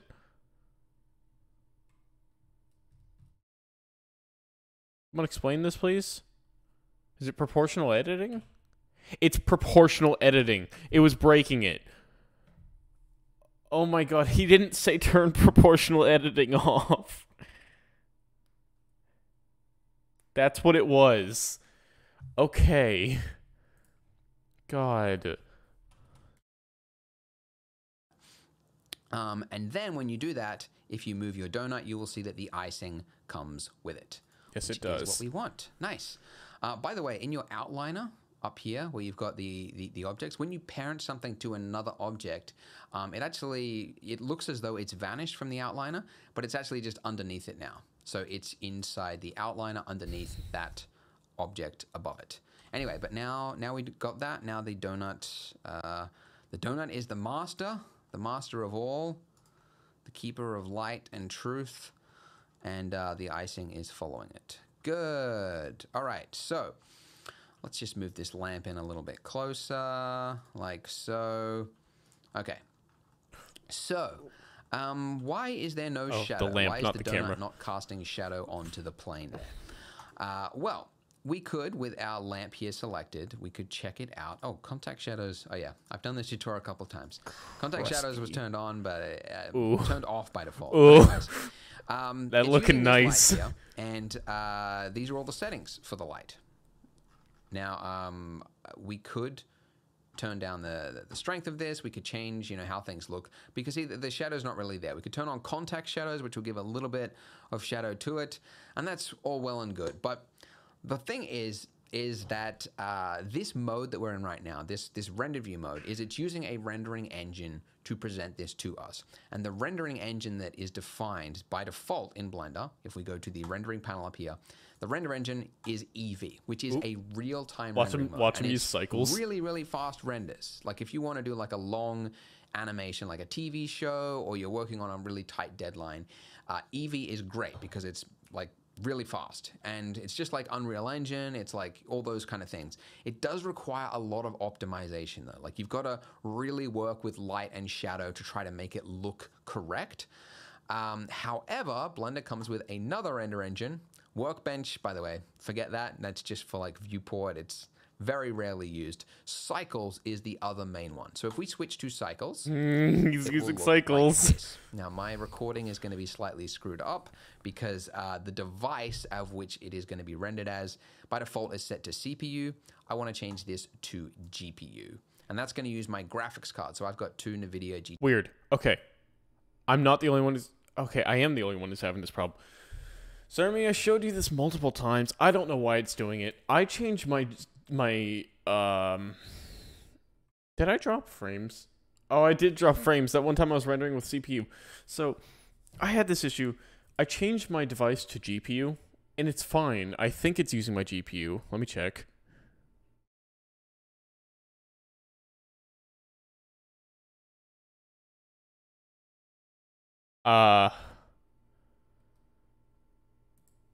So I try and use GPU, but it's whenever I change to it, it's grayed out. The device Dropbox is grayed out, but I don't know why that's happening. And in fact, my CPU usage actually kind of spiked.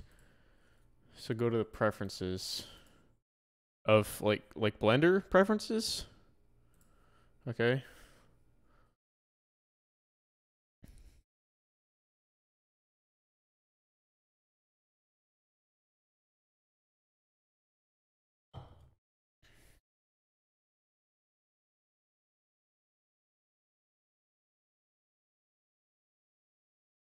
I mean, I'm there.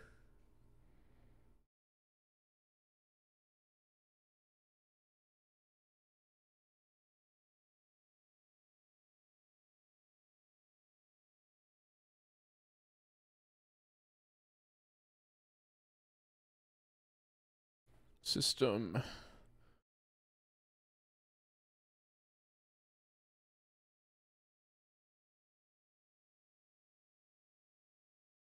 Okay.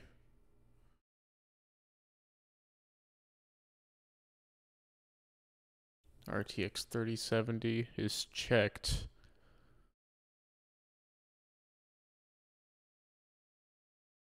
Wait, check optics. Optics is the same.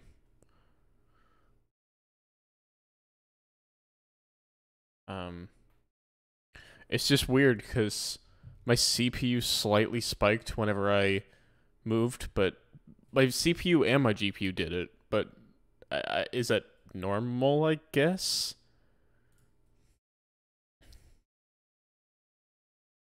And let me move around a bit. Oh, yeah, it's definitely using way more GPU. Okay, so it does work. What? Look at this. Now my GPU's not grayed out.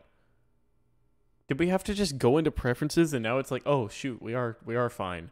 That's so weird, dude. I don't get this.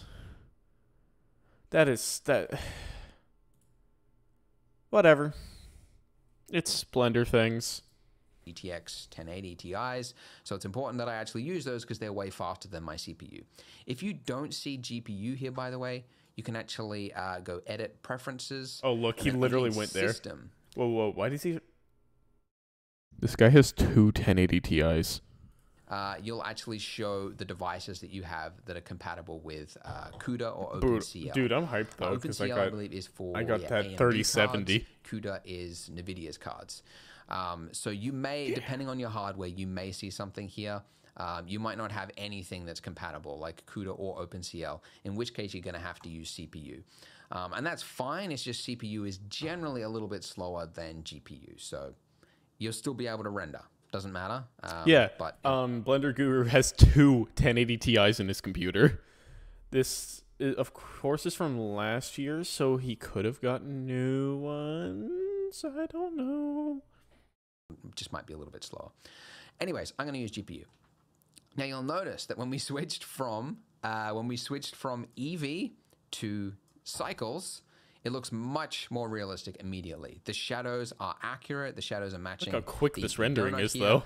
Everything is working the way you would expect. And that's because Cycles is what's called an unbiased rendering engine, which means it calculates things like physically accurate to the way things are in the real world. It's like throwing light inside the donut and it's like bounce lighting around Throwing inside light this inside ring the here. donut. If there was different colors, Boy, you'd editing see, materials is going to be light difficult. bleed, like it would reflect the light onto other parts of it. These shadows here, they're all accurate. Animated movies like Pixar, Disney, all VFX, everything like that uses render engines like Cycles, unbiased, ray-traced engines. Video games sick, actually. use something like Eevee, although Eevee will not allow you to create a game. It's not a game engine, but the way it functions is very similar. So anyways, a polished, high-quality Sermi, I'm switching to Cycles from now on. image or animation, you want to use Cycles. So the one downside to Cycles is that it is grainy. So you'll notice that like as you move around, it's like super heavily grainy. And I can fix the grain just by adding more samples. And then it gets less and less grainy as time goes on. And you can actually see in the top left-hand corner the samples there being Dude, counted. it's so So cool. it'll stop at 32. And the higher you set those limits to, More when we get samples, to that. yeah. More samples equals more time. Yeah, but render time for like a good frame. Sermi, okay, well, to be fair, I am using Eevee, but Sermi, I'm on a 3070. I think that render time wouldn't be a big issue for me. Plus, it's water cooled, so it's not like it's going to be loud either. It's going to be pretty quiet, actually. I can run full load on my GPU without any noise increase. The less Renders grainy. can take hours, yes, but it's for quality. It's for quality purposes, okay? It will become. Anyways, so I know this tutorial, there's not a lot to this tutorial other than explanation, but it's quite important, so I'm spending a whole video just talking about it. But anyways, let's render out like a very simple image. So my camera, the camera is what will actually be defined, like what you will look through when you hit render, like to actually render a final image. So you can actually look through. Wait, is cycles is the thing with the actual like ray tracing like properly done, right? I mean, I know he just said that. He was like, oh, it's got ray tracing. It's got light diffusion. Oh, it's got this. Someone's texting me. Ugh, I got a spam text. Do you need a part-time job? You can earn $750 by doing this. Yeah, you know, I really don't care. You should not be texting me. Anyways. Through what the camera is seeing by clicking that little button there, or by hitting the shortcut as it's displayed, number pad 0. All right, well, congratulations. Oh, shoot. I pressed number pad 0 and I was still focused on YouTube and it just went it to the beginning. When you hit render, like to actually render a final image. So you can actually look through what the camera is seeing by clicking that little button there, or by hitting the shortcut as it's displayed, number pad 0. And there we go. I'm looking through the camera. So we're way, way, way, way out there. Now, you can move the camera closer, but you'll notice, like, if you, like, you know, move the view or, like, use the middle mouse or whatever to orbit, you are no longer looking This is literally what it looks like whenever people... Hold on. New text. Redbub. I'm very confused as to what you're both saying or talking about. Well, that's Blender for you. Hello. Good evening. What you doing? My brother's in my room. He's grabbing candy. So, yeah, that's going to be Blender for you. It's going to be a lot of terminology that not a lot of other people understand. through the camera. So the camera will...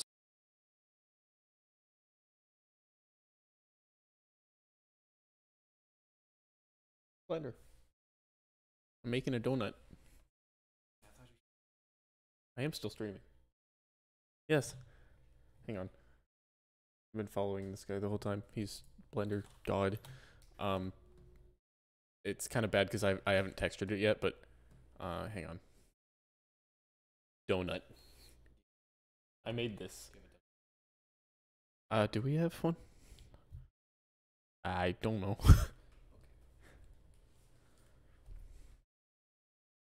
Okay. Oof. It's still rendering, or not rendering. Okay. Sorry about that. is what will actually be defined, like what you will look through when you hit render, like to actually render a final image. So you can actually look through what the camera is seeing by clicking that little button there, or by hitting the shortcut as it's displayed, number pad 0. Oh, we already did that. And there we go. If you move the view or use the middle mouse or whatever to orbit, you are no longer looking through the camera. So the camera will stay where it is unless you use the controls designed for the camera, which is similar to if you're moving an object. It's G to move that object, and then you use the middle mouse, you push that once, and then you can zoom in. Now, a lot of people from other software and even beginners are they find it very weird the way this functions. Other software, it has it so that when you are looking through the camera, if you move the viewport or whatever, the camera will follow with it. So you can actually choose that by clicking lock camera to view in this properties here with the camera selected. And now as I move around, I can use this. All right, that was a lot of information in 1 second. Hold on. Through the camera, weird the way this functions.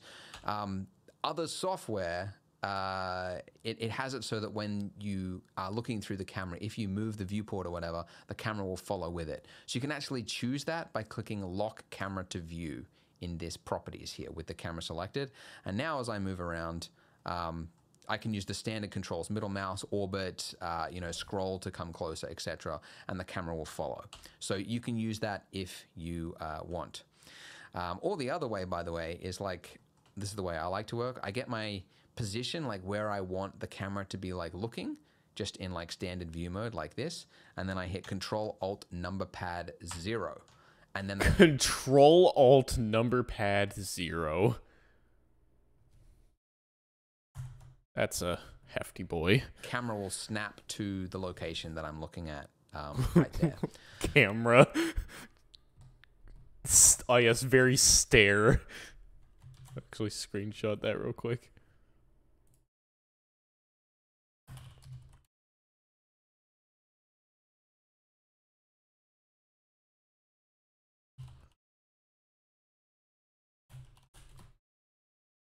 Wasn't DMing my group chat. But anyways, I just want to do a very simple, this is a full tutorial which will go into we'll add brick in the background and coffee and a plate and all that kind of thing. But for now, I just want to have a very simple look, right, of the donut on a plane.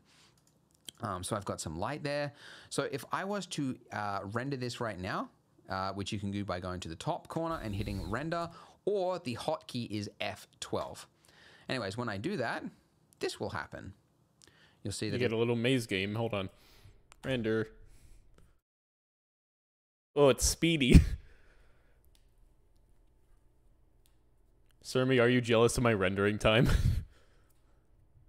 How long did it take him? You've got these little squares that will... His was faster? Okay, to be fair, he does have two 1080 Ti's. It has 2 of them. That's going to be faster than... But not a lot of things support SLI, so... But still, though, it's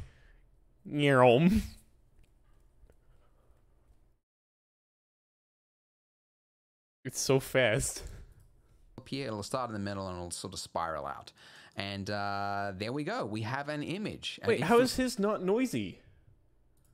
Hold on. Did he turn on... Hold on. I know I didn't turn on denoising for rendering. Surmy, what's the best denoising for rendering?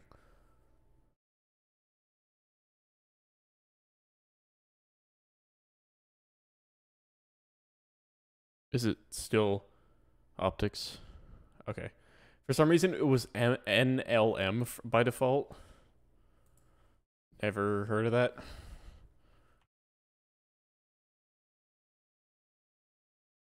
Oh, it takes so much longer with denoising. Blender crashed! Blender crashed! Oh no, when's the last time I saved?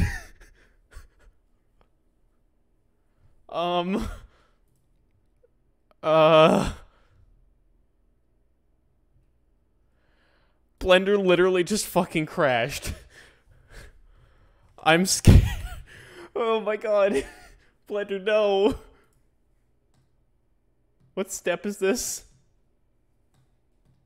Okay.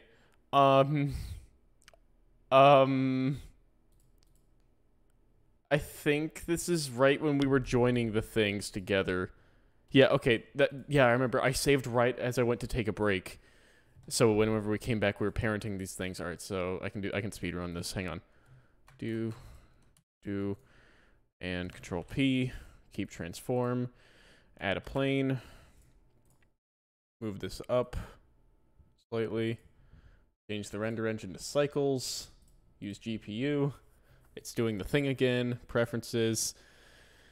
System. CUDA. Oh, CUDA. Use that. Optics. Use that. Okay, we're fine. Denoising. Render. Optics. Viewport. Optics. Adaptive sampling on. So why did it crash? Is it just gonna happen?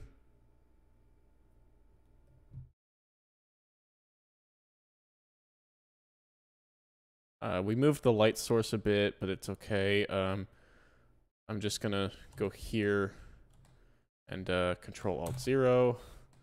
Okay. Save. Render. Render? I don't know if it's doing it or not. Oh. It wasn't focused. Render.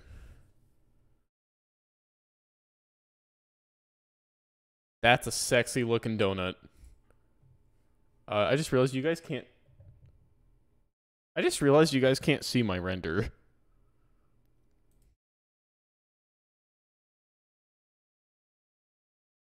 I realized I was asking Sermi, hey, how jealous are you of my render? And you guys can't see it. I would do full screen capture, but honestly, I keep tabbing into Discord. And that's eh. You know, fuck it. Display capture. Ugh. Not preferable, but hey, if you could not just do that without my... Hang on. Setting up on the fly. That's fine. There we go. What do you guys think of that? That's a really nice looking donut. I'm gonna actually save this image so far just because I'm proud of it. Oh god, the save button, it's moved. Files!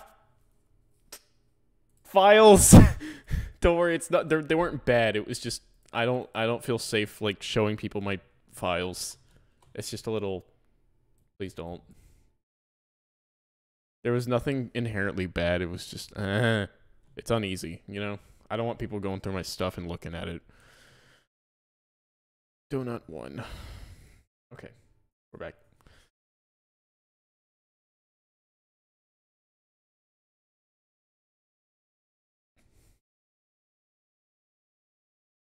Very donut.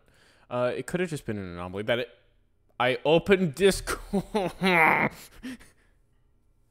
It didn't open anything bad. Again, it's just why did I hate everything. I'm gonna like anyways.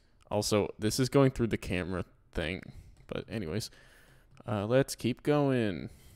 We were to hit Shift S, or by going to Image and then Save. Shift S, you would actually be able to save it as like a PNG or a JPEG. That reminds me, what did I save it as? Pardon me a second. It's a PNG. Good. Okay, we're back. Right. So it doesn't look very good. Doesn't look very good at all. It's very white. Looks like it's made of clay. So we'll do the materials in the next video. But for this one, yeah, just wanted to set the camera up, get the light somewhat in an appealing way. I do have, like, lighting is such a complex... Well, it's not... You can get the basics. Like, basics is pretty easy. But understanding how light works, I've got, like, a full series. Lighting is a big part of rendering, and honestly I need to learn quite a bit of it. I'm gonna be honest, I've kind of done my rendering without really lighting, because like there's already like emission textures that have light stuff, but it's good to, you know, have some. I need to work on that. series on that. I'll put a link to that in the description, and you can click up there if you want to watch it now. But it's more for like once you've got the basics of Blender, you can watch that. But it'll explain all about like fall off, the inverse square law, and all that kind of thing. But for now, I want you to know is like, you'll see that it's pretty clear that there's light that's very close to the donut. Like it's kind of like a highlight over here, and then towards the right-hand side, you've got like it's darker. If you want to have like even lighting over everything, you basically need to move the lamp further away from your subject, and then there will be less fall off. It'll be like, it'll appear more constant, almost like sunlight. Make that rendering tile bigger? What? I haven't touched any of my render settings yet. I know he's probably going to talk about it. Wait, what? Oh, whoops. What's wrong with the rendering tiles? Looks fine.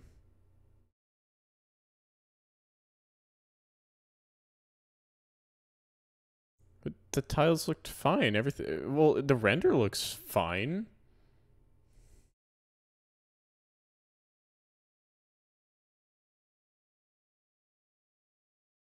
Did I even make the tiles bigger?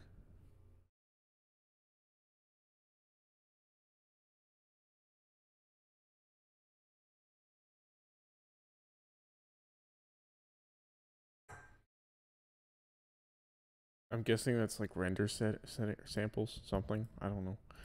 Oh, you can make presets of render settings. Oh, that's so good.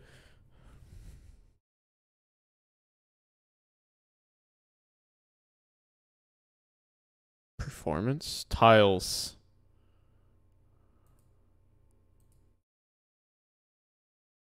How big? How big should they be?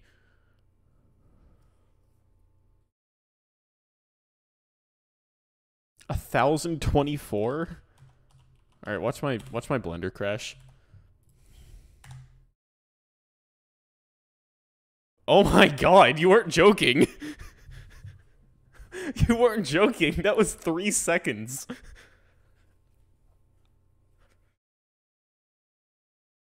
I just kind of like seeing it go in a spiral, but okay. So earlier it was like 6 seconds, and now it's like... Okay, done.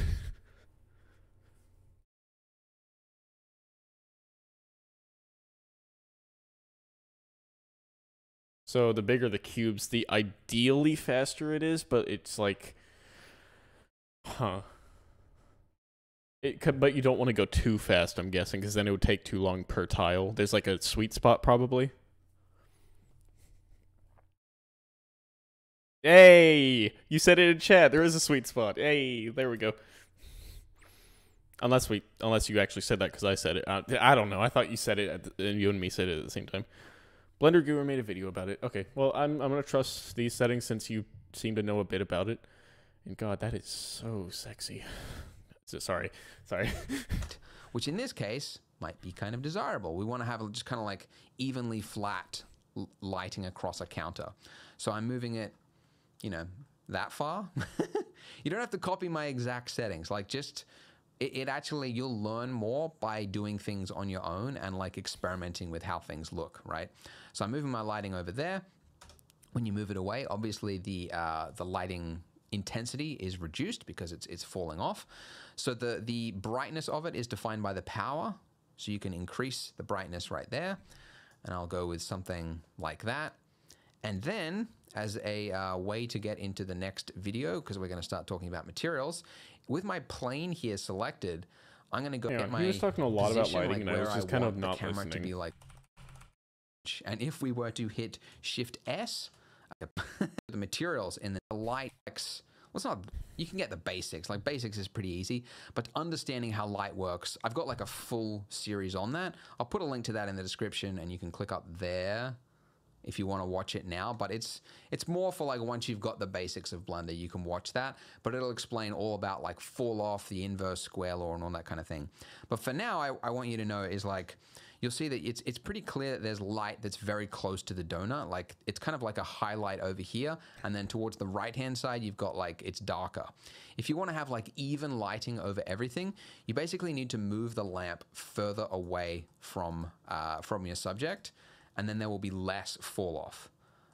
It'll appear more constant, almost like sunlight, which in this case might be kind of desirable. We want to have just kind of like evenly flat lighting across a counter. So I'm moving it, you know, that far. You don't have to copy my exact settings. Like just, it actually, you'll learn more by doing things on your own and like experimenting with how things look, right? So I'm moving my lighting over there. What are his light settings, obviously the lighting intensity is reduced because it's falling off. So oh, he has like 40 watts. I think that's watts, right? W on lights. The brightness of it is defined by the power. So you can increase the brightness right there. And I'll go with something like that. And then as a way to get into the next video, because we're going to start talking about materials, with my plane here selected, I'm going to go to the material setting right down there, the material panel. I'm going to click that. You won't see this, by the way. That's an add-on that I've got enabled. I should probably turn that off. But at the top, so this is material. This is where you define what colors things are going to look, textures, all that kind of thing.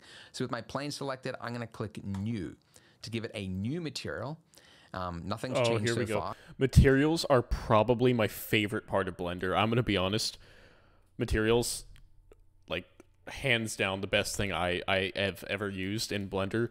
They're so cool. Reflections and roughness, metallicness, all this stuff. This is just the stuff that I enjoy doing. Render settings are also really fun to play with because you got like bloom and you have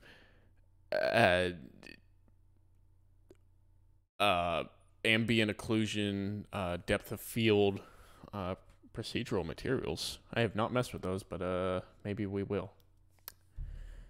Anyways, because it's just the default setting.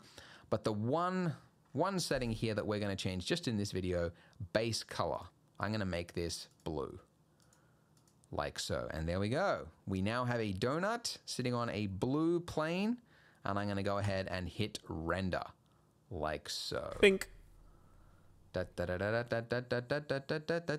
my god, it's so realistic. And then let's go save if you wanted to. By the I way, love I cycles. haven't talked about saving your scene in Blender yet. So just go save as and save your scene, your .blend file. It's pretty simple, but I know like ZBrush make things pretty hard when it comes to saving. But Blender's pretty easy. It's just like save. Now to get ready for material editing. To the image which I was talking about. Save the project of the blend. Anyways, hope you learned something from this video. Go ahead and join me in the next video, and we are going to be making this tutorial series. Come to the last part of level 1. You just said come. So as the final step, we are going to be adding some materials I know, I'm a literal to our 4-year-old. icing and donut, and then doing a final render. At least final for level 1 to create just a nice little. Wait, how many levels of there are in this?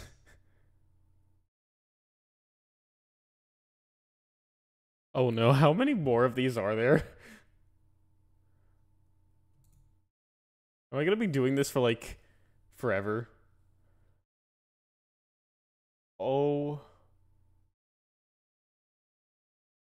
Hang on. This tutorial series I don't care. Hang on, where's his Blender tutorial series? Okay. Modeling.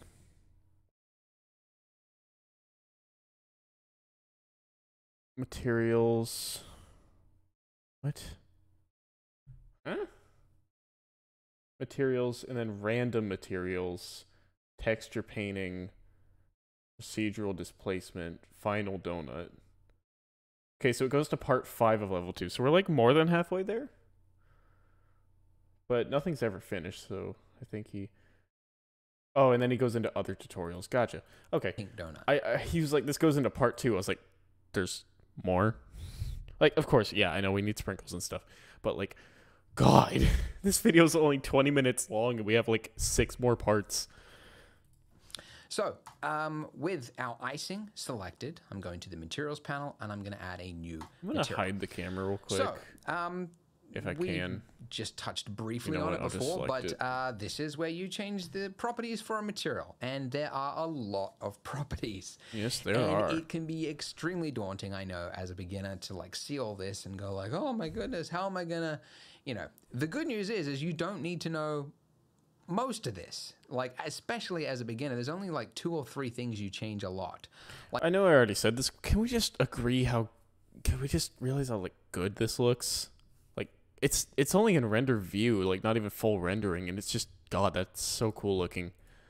We really made something that looks great. I'm gonna screenshot it real quick and just tease it to my friends real quick and see look what I made. Fuck it, I'll render it.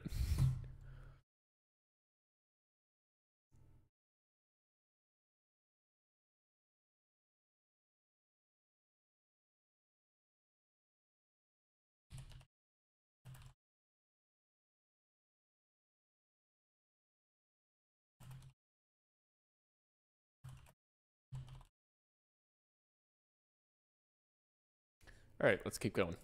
like even myself, I like to think I didn't leave them them lonely. Everyone just kept Thank leaving. You. Nice reminder again.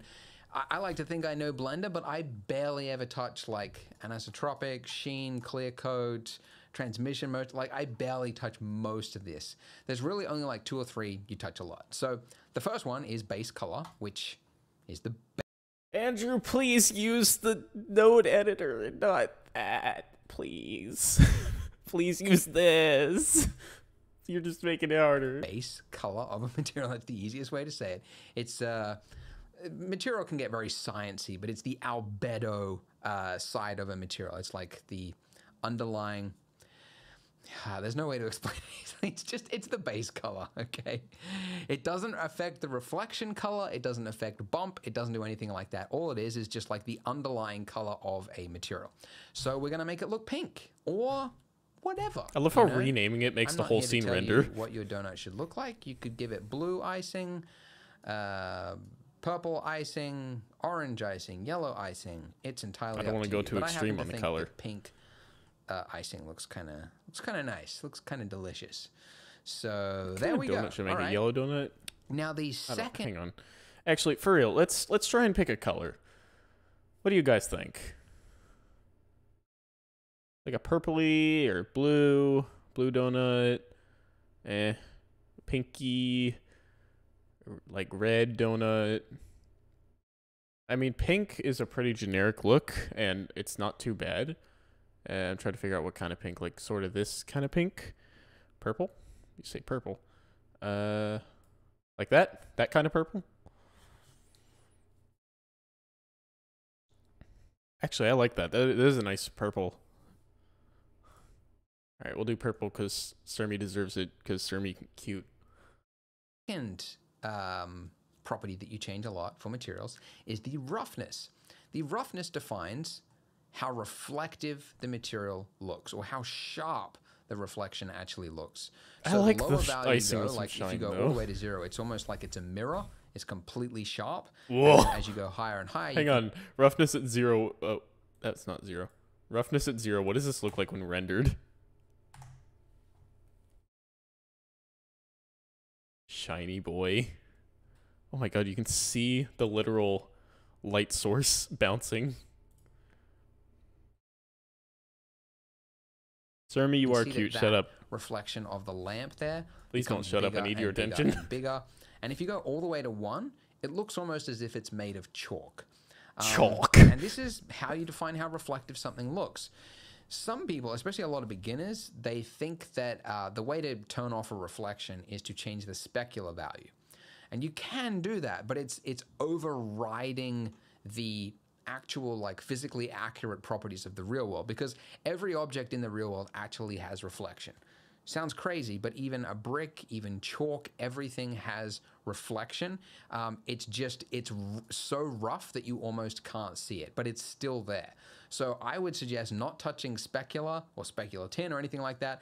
I would suggest just leave it as is, and just change the roughness. And if you want to turn off reflection, just crank it all the way up to 1. Anyways, in our case though, we're making this look like icing. It helps to have a reference of icing. So I actually went and bought a donut from the shops, And I put it on a plate here and I filmed it for you so you can see how reflective the icing looks. The more melted it looks, like the fresher out of the oven and freshly glazed. Actually, I'm using that as a reference. It's not this shiny. Even though I kind of like it with some shine. Like, yeah, I like it with shine. Too much shine is sometimes a problem. It's a little shinier than that. So maybe like, yeah. You guys think that's a pretty balanced shine to it? Save your work, thank you. I think that's a nice bit of shine, but do you think it's... Yeah, okay. It's going to look wet, right? So that would be like a low sharp value there. But I find like a value of about like 0.3, 0.34, something like that. That's close to what I did. It looks kind of good. I think it looks fine. Okay, so there's that. And then for most materials, the only other value that you change a lot is like the normal value, because that's the bump. So if you're adding like a bumpy sort of surface or something, you would change that. Oh, that's how you do... Whoa. Normal's how you do... This is like... fuck, what's it called?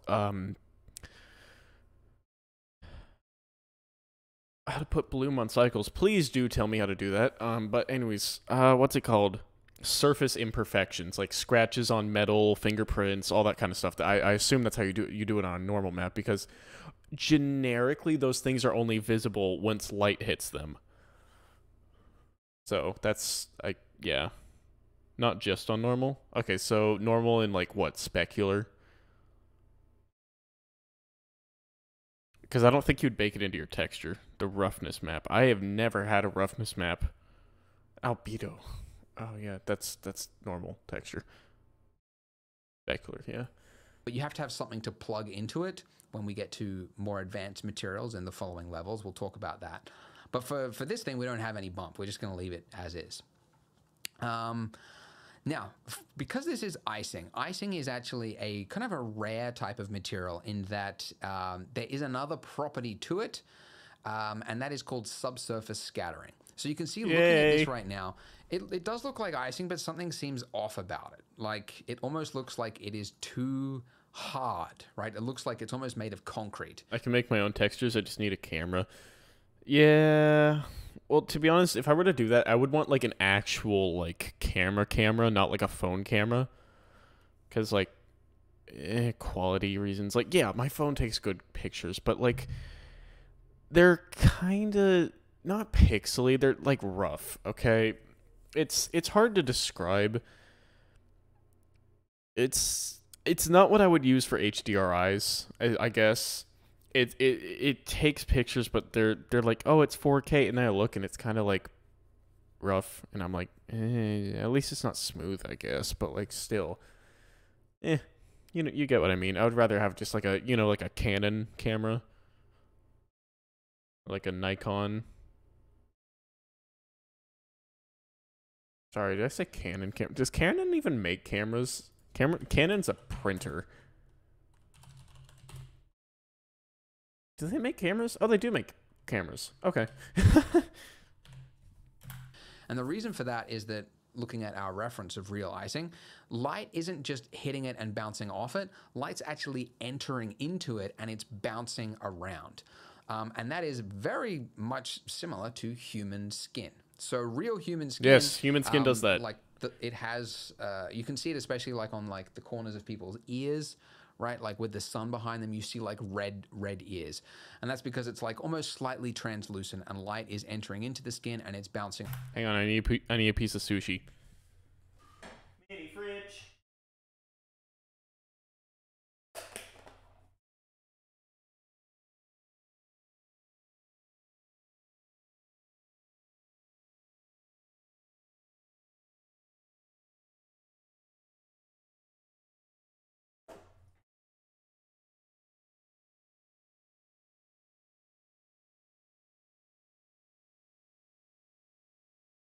Around and you get different values. Well, food actually has this property as well. So humans have it, some natural materials, and like food basically has this property. So that's this value here, subsurface scattering. So if we increase this, you can see that it starts to, I mean, it looks different, it looks a little weird, but it has that kind of fleshy quality to it. So the one value that you want to change is the color of this. By default, it's set to white. So we could set this to a pinkish reddish color. Actually, there's very little information online about how to actually use subsurface color. It's a little, it looks different, looks a little weird, but it has that kind of fleshy quality to it. So the one value that you want to change is the color of this. By default, it's set to white. So we could set this to a pinkish reddish color. Actually, there's very little information online about how to actually use subsurface color. It's a little, it's kind of like a little out in the open, but based on my tests, I find like giving it like a kind of a reddish pink color is good. But then also you've got subsurface radius, which defines how far the light actually... My donut has, like, chicken pox. bounces around inside the object. And by default, and here's the other thing, there's 3 values. Not just one value, but 3 because there's one for each channel, red value, green value, and blue value. Which is weird to me. I don't get it. I'm sure there's a very scientific, accurate reason. But anyways, my advice for you, because the top one is the red value, I would suggest setting that to like a 0.3 and then setting these others to 0.1. The green and the blue. And then that will give it like a reddish hint, reddish tint to it. What's going on here? Why is it like doing that? Do you see that too? It's like, it's spotty. Oh, it's sampling. It's still sampling.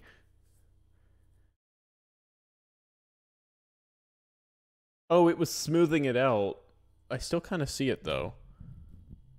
Hang on. Look, it has to do 32 samples and it's on the like 15th right now.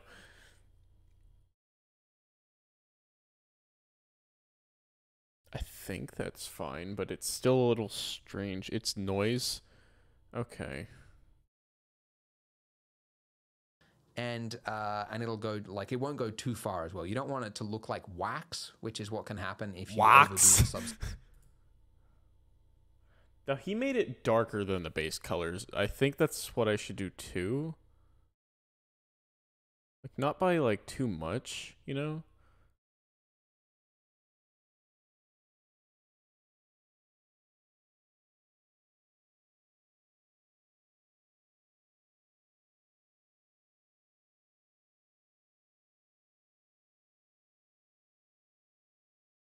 Surface value. So actually that does kind of look a little odd to me. 0.25 perhaps. Maybe this is a little bit too something. I don't know. We can tweak these values after. We don't have to be like locked into it right now. But somehow this is looking a little odd to me. I know I went with like 0.3 for my final one. He says it's looking odd. I think it's fine for me. Yeah, maybe I'll go 0.15. Because once it finishes all 32 samples, it starts to look okay. Yeah, that looks nice. I like that. It's fine. 5.15. It's a little strange on the side over here. A little bit better. Just a little bit more spread, a little bit more light coming through the donut. You know, you can tweak these all day. 0.3. Yeah, there we go. A little bit redder. Nice. Okay. Okay, so that's the icing. The icing looks pretty darned good. In the next part, we're going to put sprinkles on top, but for now, we have some icing. Not bad. All right, now for my, by the way, I've been turning on and off this overlays. That's just like, you know, the camera, like the outline of selected objects. Snazzy. If I'm working on materials and things like that. By the way, what does this just look like in material view? Oh. No, keep the overlays on. It turns off my ray tracing thing. My helper thing. I don't know what it is. You know what I mean. I find it helpful to just turn it off so that I can just focus on what I'm doing. But then in order to see what you're selecting, of course, you want to make sure you have it turned on. But anyways, I have my donut selected now. So let's give the donut a material. We are in the future parts. We're going to give this a proper material, like texture paint it and make it look parts that are like white as well as dark. But just for now, we're going to give it the simplest material just to make like a really... Since I kind of hate having, since part of me hates having only like this angle of the donut being looked at, I think whenever I turn this into a render, I should have the camera rotate around it, which I know a little bit of how to do.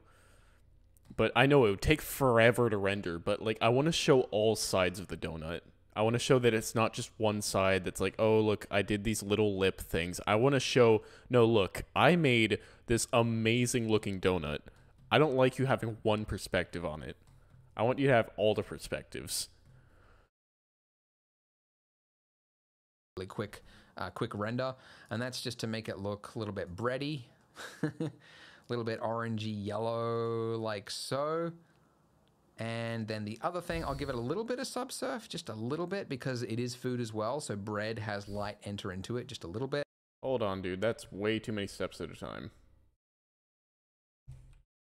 Yellow, like so. And then the other thing, I'll give it a little bit of subsurf, just a little bit, because it is food as well. What did he do before that? But just for now, we're going to give it the simplest material just to make like a really quick render. And that's just to make it look a little bit bready. Little bit orangey yellow, like so. Oh, he just colored it like I did. And the other thing, I'll give it a little bit of subsurf, just a... Wait, hang on. A little bit of coloring difference.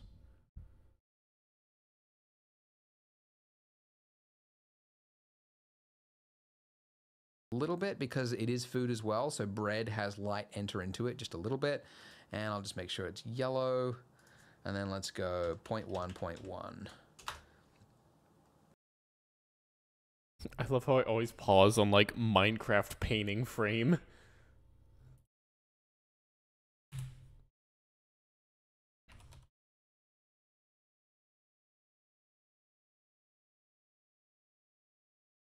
Minecraft painting. That's literally just cycles while rendering Minecraft painting.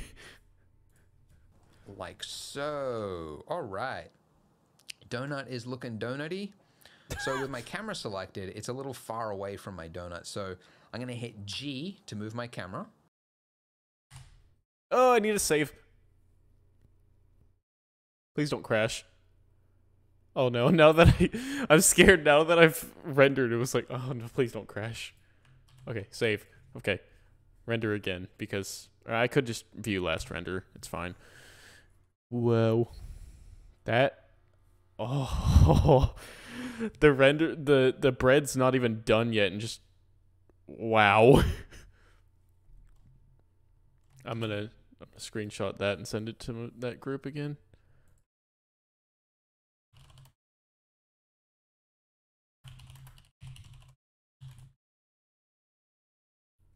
That is so cool, though. How much it would take to render my corridor scene? I mean, I think I still have it.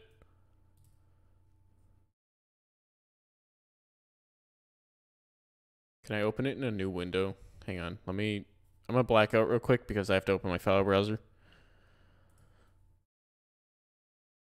Can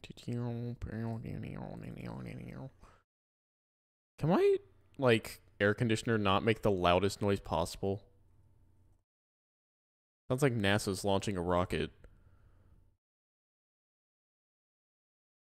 Corridor.blend. Found it. This is the one with your baked textures. Yep, that looks right. It's compiling shaders right now. Can't hear the AC. Yeah, I have a noise gate on, but still. Did you make this or did you find this?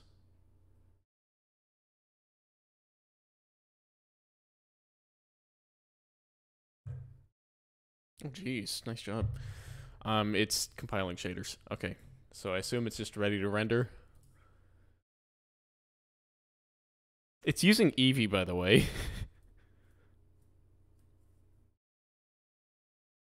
That's probably why it's using Eevee.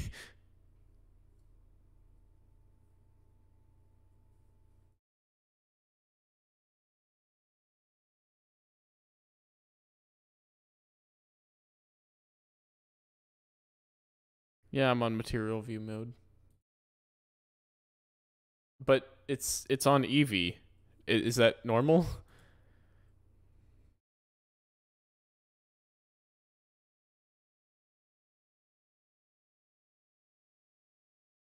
Is it supposed to be on cycles?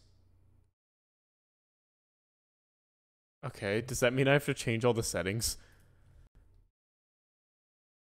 Render 256, viewport 32. Everything seem right so far? Or is that not normal? There's no denoising effect. Nothing looks normal.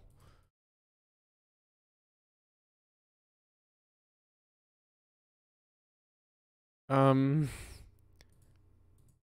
optics. Don't change light bounces. Okay. What about samples? Encoding overloaded. That's because I'm rendering.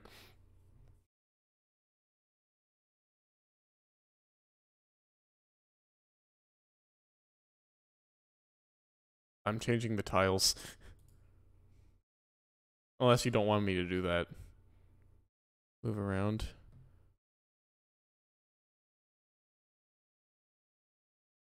Done. Oh, wait, it's still going. It's still going. I need to turn on the...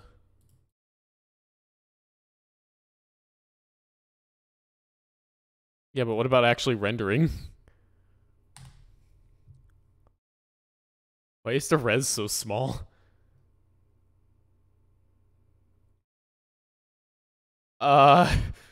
10 hours? What? Oh my god. What is happening? My overlays are about to crash. I'm gonna not do that.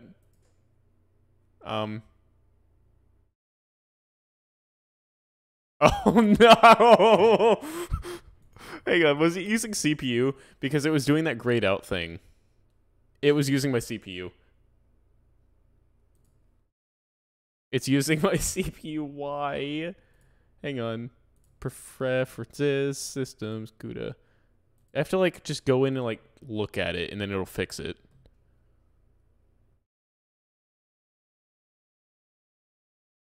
Oh, I'm getting like CPU lag. What's that about?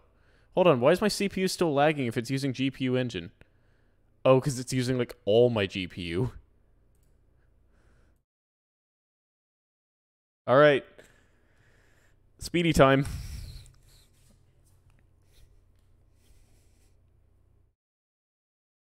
Okay. Uh-huh. Yep. You going?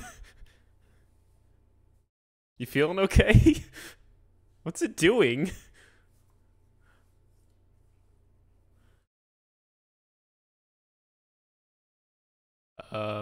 Oh, it's doing it's never mind. It wasn't. I thought it was doing the shader thing. Blender don't like um Blender really don't like.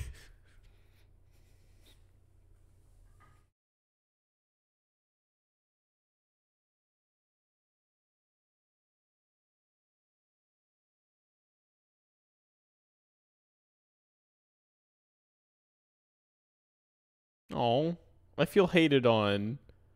Ace had a stream of like 12 people and didn't raid me. He didn't raid anyone?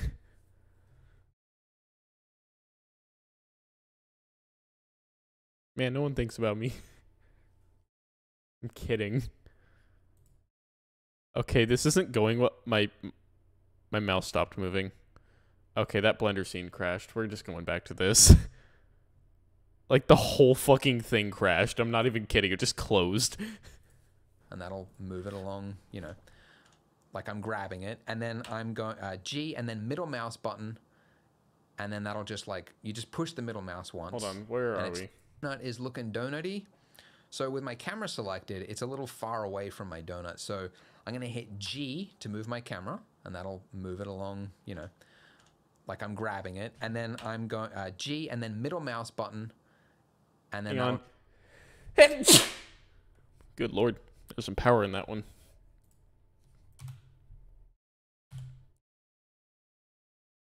Just like you just push the middle mouse once, and it's like moving it along. It's Thank you. like forward front facing axis. I don't know, but it's just how you move it forward and back. What's the term? It's like on a rail in not pan. Gimbal? Dolly. That's the word I'm thinking of. Dolly. It's like dollying it in and out. Anyway. Okay, cool. So we're gonna do a little render. So obviously for the final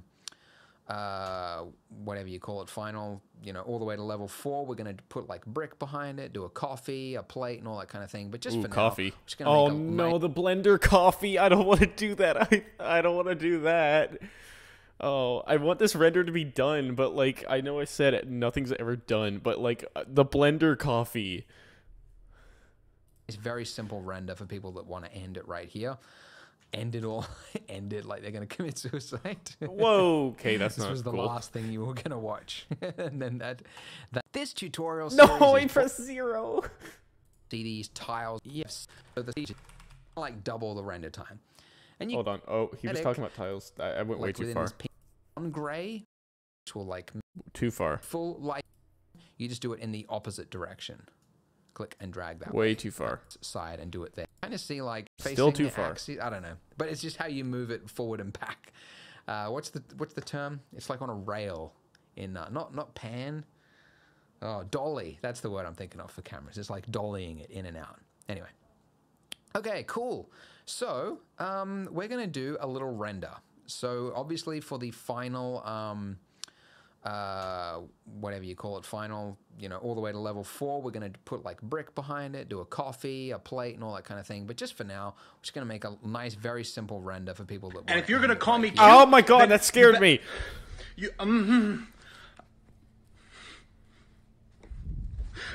Stop. I'm gonna cry, dude. That scared me. Every time it scares me.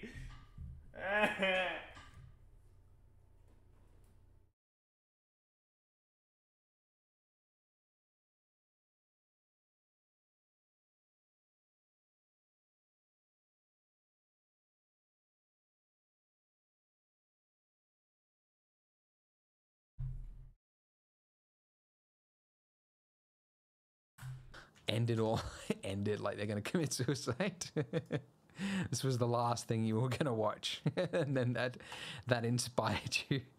All right, that's a little dark. Anyway. Yes, it is. In this case, what I want to do is I want to have the light just a little bit behind the donut. But this is a case where you can kind of see like having like just a single view like this, like looking through my camera. I want to be able to move my light around, but I can't really do it from this view. Bro, so my samples take... Oh, never mind. Let's talk about splitting the view. To split the view in Blender, you just go up to wherever there's a border and then just right click it, and then you've got an option to vertical split or horizontal split. By the way, I believe this is a 2.81 feature because that's the version I'm using right now. If you're following along with me, you might just have a like join or something like that. Like you might have to go to what? This view. So let's talk about splitting the view.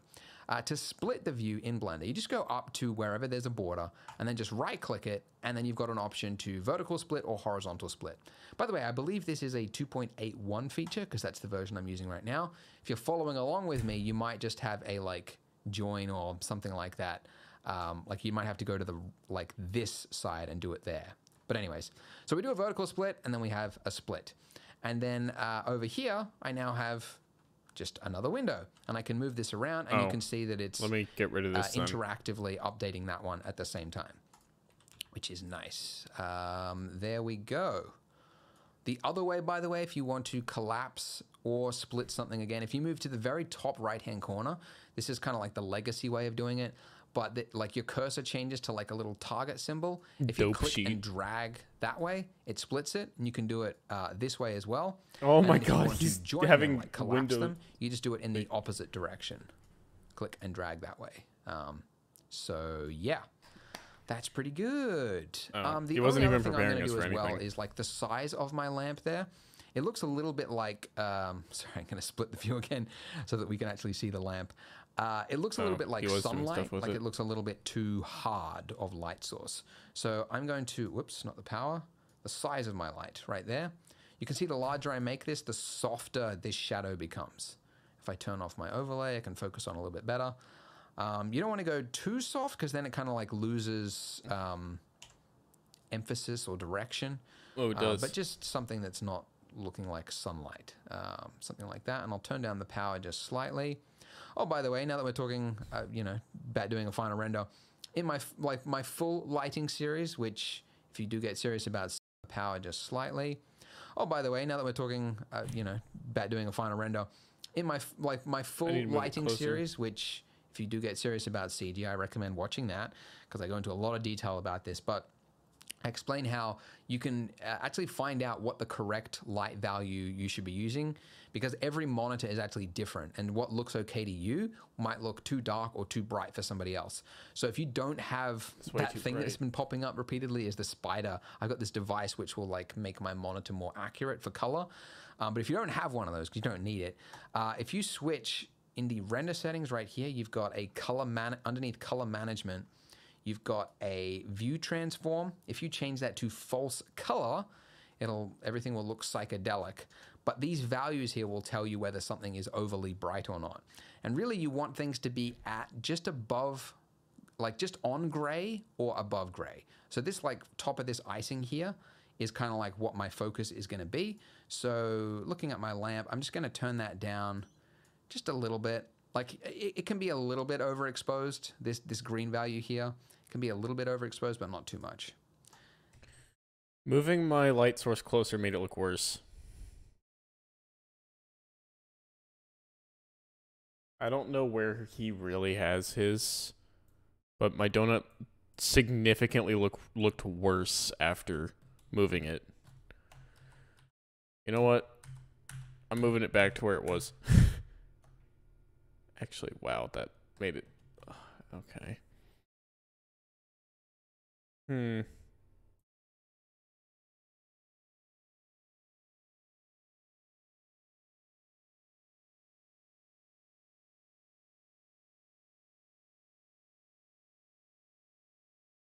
you think that's too unrealistic? What do you guys think? Try and ignore the bread for a moment because we haven't really tuned that yet. But what do you think? Realistic?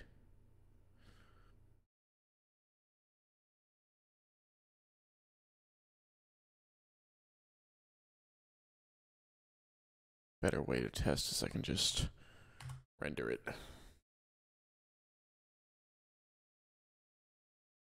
Ooh. The closer the light, apparently harder it is to make the shadow. It's really suffered there. Looks great, you think? Alright. I'm just saying, like, the closer we get, the more unrealistic it starts to look.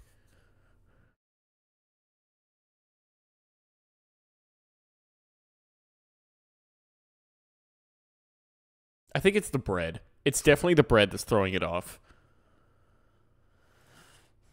I'm gonna move the light a little... no. A little down. Yeah, it's fine for now, I guess. Anyway, that's enough. That's enough for now. And then before I do another render, I'll just... His looks different in a way. I think it's the camera angle.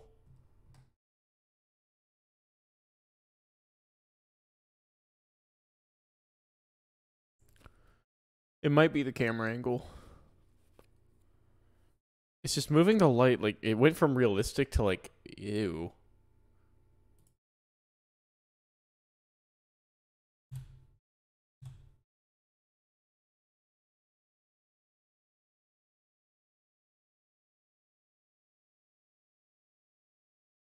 We'll fix it.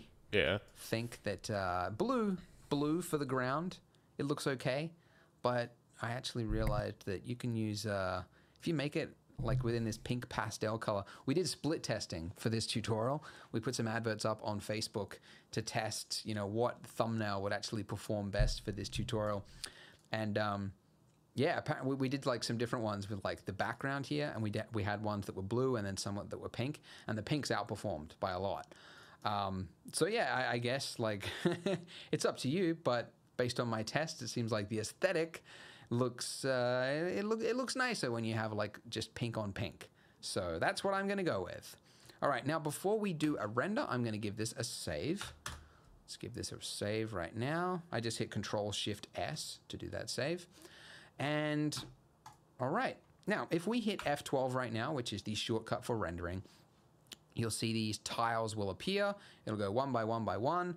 And yeah, so I do have 2 tiles because I have 2 graphics cards and I'm using the GPU. Sick. If you have CPU, you might see like 8 tiles because it's going to use the cores of the CPU to do it.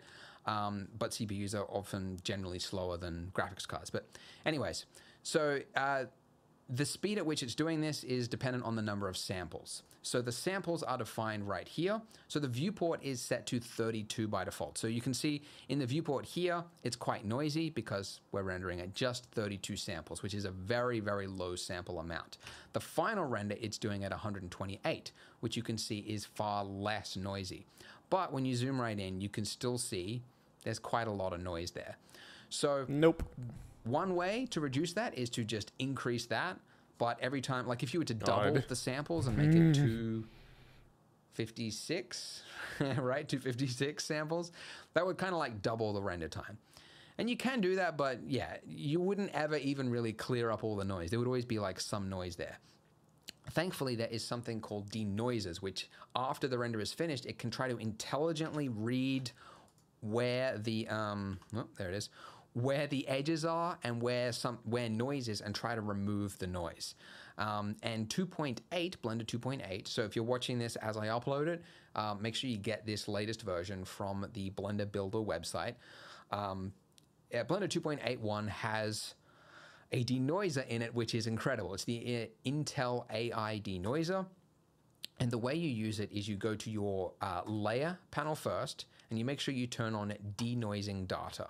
And then when you do that, you have to do another render. So we'll do that quickly. I don't think mine There had we that go. issue. And then once the render is finished, we're going to go, and this is, you know, for a beginner tutorial, it's a little advanced, but we're going to go to the compositor. So this compositor tab along the top there. And this is, yeah, it's everything that's going to happen to your render after a render is finished. And what you can do in here is you could add in nodes that do things. You could add glow, glare, you can do all sorts of things, color grading, everything can happen in here. And yeah, it's a little advanced, but just follow me for just this part, and later on in the future levels, we'll talk more about using nodes properly. But just for this, it's really simple to do. We're gonna hit Shift-A, same hotkey as the viewport, and we're going to add in a denoiser node. I don't have to do this. And since this is so new, I actually just denoiser's realized I don't already even know like built which in. menu it's under, but you can do a search. You can type in denoise. So with this, all we need to do is take the output of the, noisy image, put that into the image part, the denoising normal, the purple goes in the purple, and then the denoising albedo goes into the albedo. And then we take that and we put that into the composite input right there. Now, when we do that, if we were to hit F11, F11, by the way, is the hotkey to bring up the old render, the most recent render. Nothing has actually changed because when you're doing, I don't know why they changed this in Blender, but it really annoyed me. Like, it won't actually affect the final render unless it's viewable as you're using the compositor. You could do another render right now and it would actually kick into gear. But in order, like if I don't want to have to do another render, I can just go to the image editor down here, set this to render result. And then if I take this out and put this back in, it will actually refresh it, do the full render. And now, God, that sounds like a pain. Control God, I don't space, have to by the do way, that. will maximize any view that your mouse. Okay, this is really bothering me. I need to find, like, find a good bread color because, like, I'm looking at his bread and it just looks so much better than mine, and I'm trying to figure out how.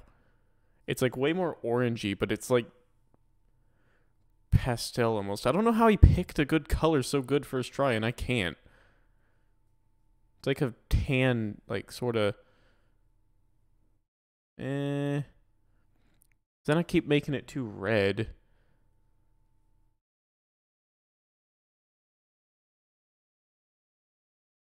And then,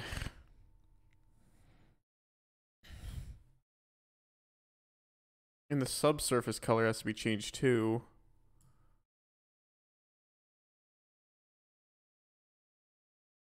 He picked such a good color first try, and I'm jealous.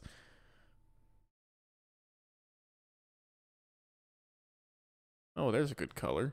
His is really orangey.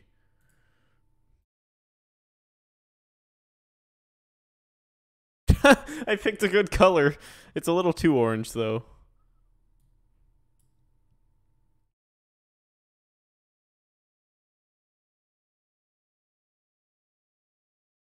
There we go. Now that's a whole lot better. Let's go back to camera view and just render this real quick. And then it's going to denoise.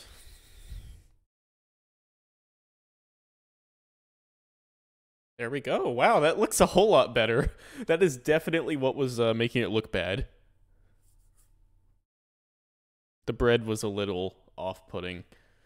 Wow, that is amazing. We're making some good progress. All right. This is over. So control space. Bring that up. And now, as we zoom in, you can see it's cleared up all that noise as if it were magic. And it's really, really powerful, this Intel denoiser. And as far as I know, it will work on even AMD processors, as far as I know. Maybe that'll change in the future. I don't know when Intel catches on to what the AMD users are up to. But it's really, really super impressive. Blender had a denoiser previously, and it did it quite immediate. Like it was easier to use, but it was really like didn't do anywhere near as good a result as this. So yeah.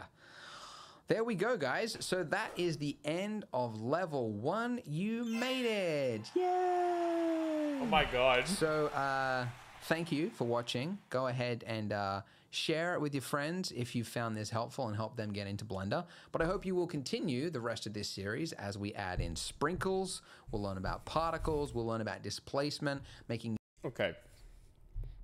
So he talks about which levels do what. Level 1, pretty good. Level 2, he's going to add sprinkles, UV unwrapping, texture painting, procedural texturing, and displacement. Now, level 4 goes into photorealism. I'm going to be honest, this already looks kind of photorealistic. To me, at least. Now, granted, it's a little strange looking. There's something kind of off about it. It's a weird art style, I guess. Now that I look at it, it's a little, hang on. Let me make it a bit more yellowy. Yeah. Yeah, I do agree. It's a little strange. But level 2 looks to fix that. I'm not sure really how photorealism kind of exists for level 4. You know, I was just planning on kind of getting to, like, level 2 or something. Level 2 is actually kind of short.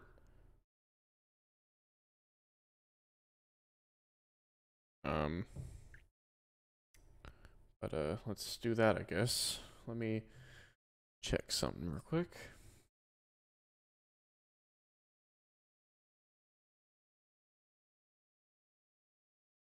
Right. So now that we've done that, save. We're gonna. Guess we move on to level 2. Articles. Welcome to the next... Why does that look so good? Look at that. In the bottom right corner. This looks so smooth. Hang on. It's definitely the bread color. I want to steal his bread color, but like I don't have anything that like Mac has this like color like thing where you can just like hover over a image or over a pixel and it'll tell you the color of it. Yours looks really good though. Does it? Yeah, it does.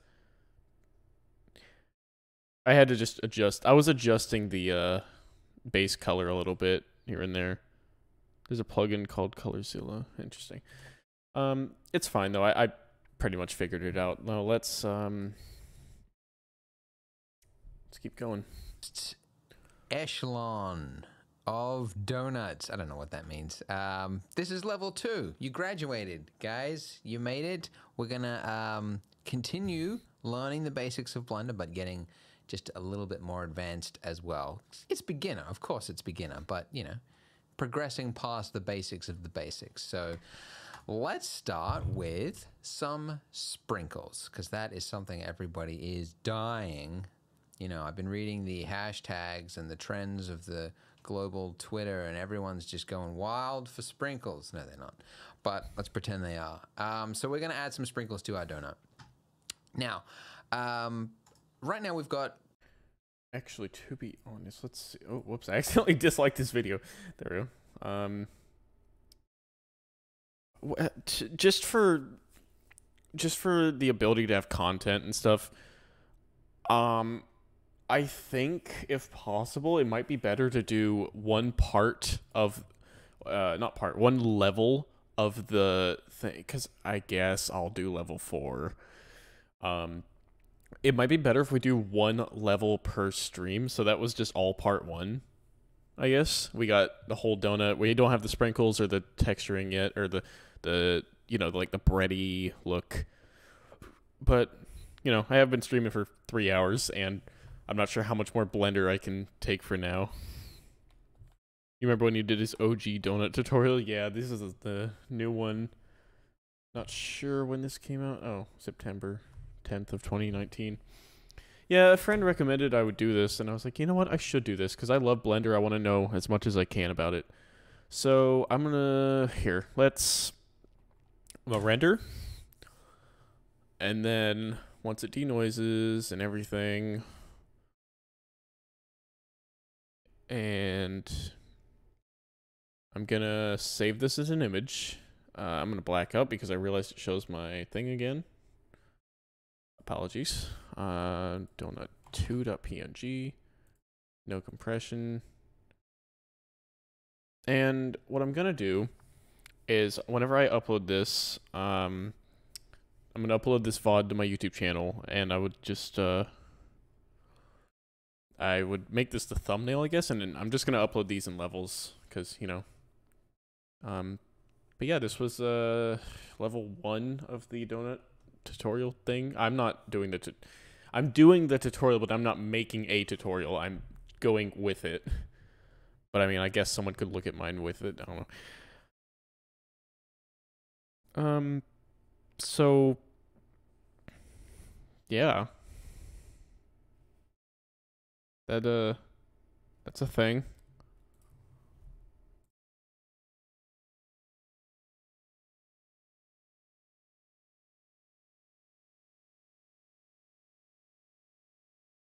So, I mean, I guess I would just end it here.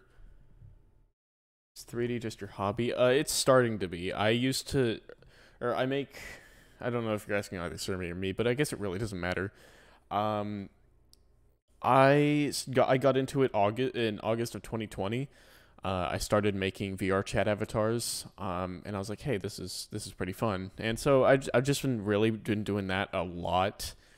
And then I was like slowly starting to get into because I wouldn't make my own models or anything, and now I'm starting to like get into it a lot more. I was like, okay, you know, I want to make art with this. And so I started using Unity because that's all I really had. And I was like, yeah, this is fine. I started using Unity for art. I know it's like, ugh. And I was like, you know what? I'm reaching a point where I'm starting to be limited by Unity's like abilities to do things.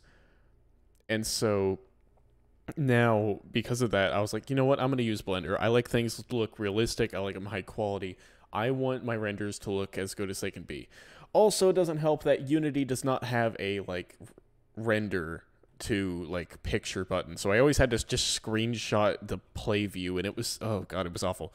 And now that I'm on Blender, I'm like, I really like Blender. This is really fun. This is cool. It's so customizable. I love it. So yes, it is becoming my hobby. And honestly, it's actually my job now. I have a Patreon where I'm starting to make renders. I haven't made anything yet. I have just concepts so far, but I'm gonna post something soon. My Patreon's in my Twitch panels. If you want to ever look at it, maybe eventually once I make a post. I'll probably put the Blender donut on here as well, like as an in-progress thing. But yeah, actually, I probably will put the Blender donut on there. Let me turn up the... There we go.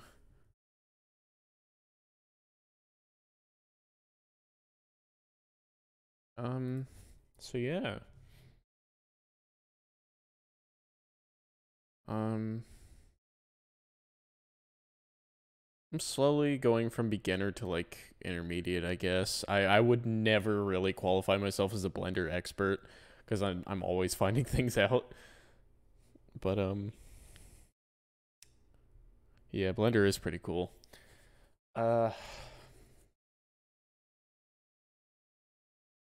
If you ever want to like I don't know, talk about Blender or something, no one really in my server uses it except me and Surmy. But if you do !Discord, which you know what, I'll just go ahead and do.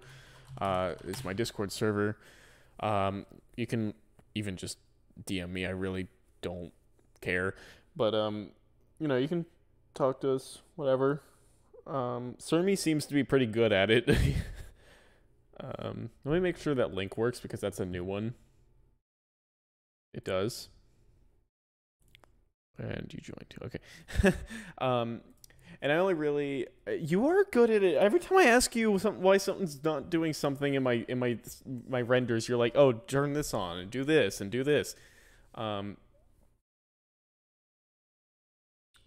But mainly I invited you because I'm actually about to end stream and I know you just got here. You know how to do things, but you're bad at it. You made a corridor. I haven't made anything. Making rooms and house-like things is something I have not done because I just am bad.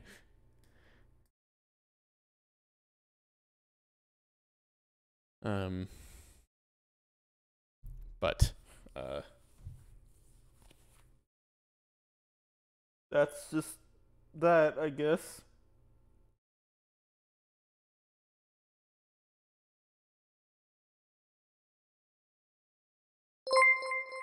Well, thank you for the follow. And, well, I should get to putting this stream up for the, thing. The thingamabob.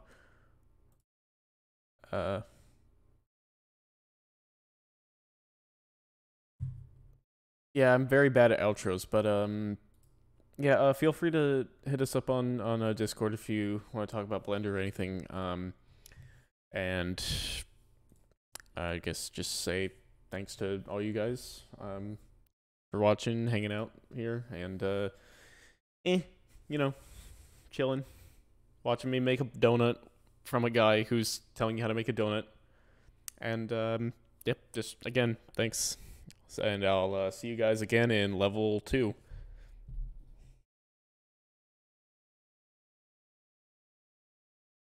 Oh, by the way, hang on. Let me raid someone. God. I just died at the end of the stream. Okay, hang on. I'm raiding someone. I died. I'm okay. This guy's live. I like this guy. He's cool. Anyways, see y'all.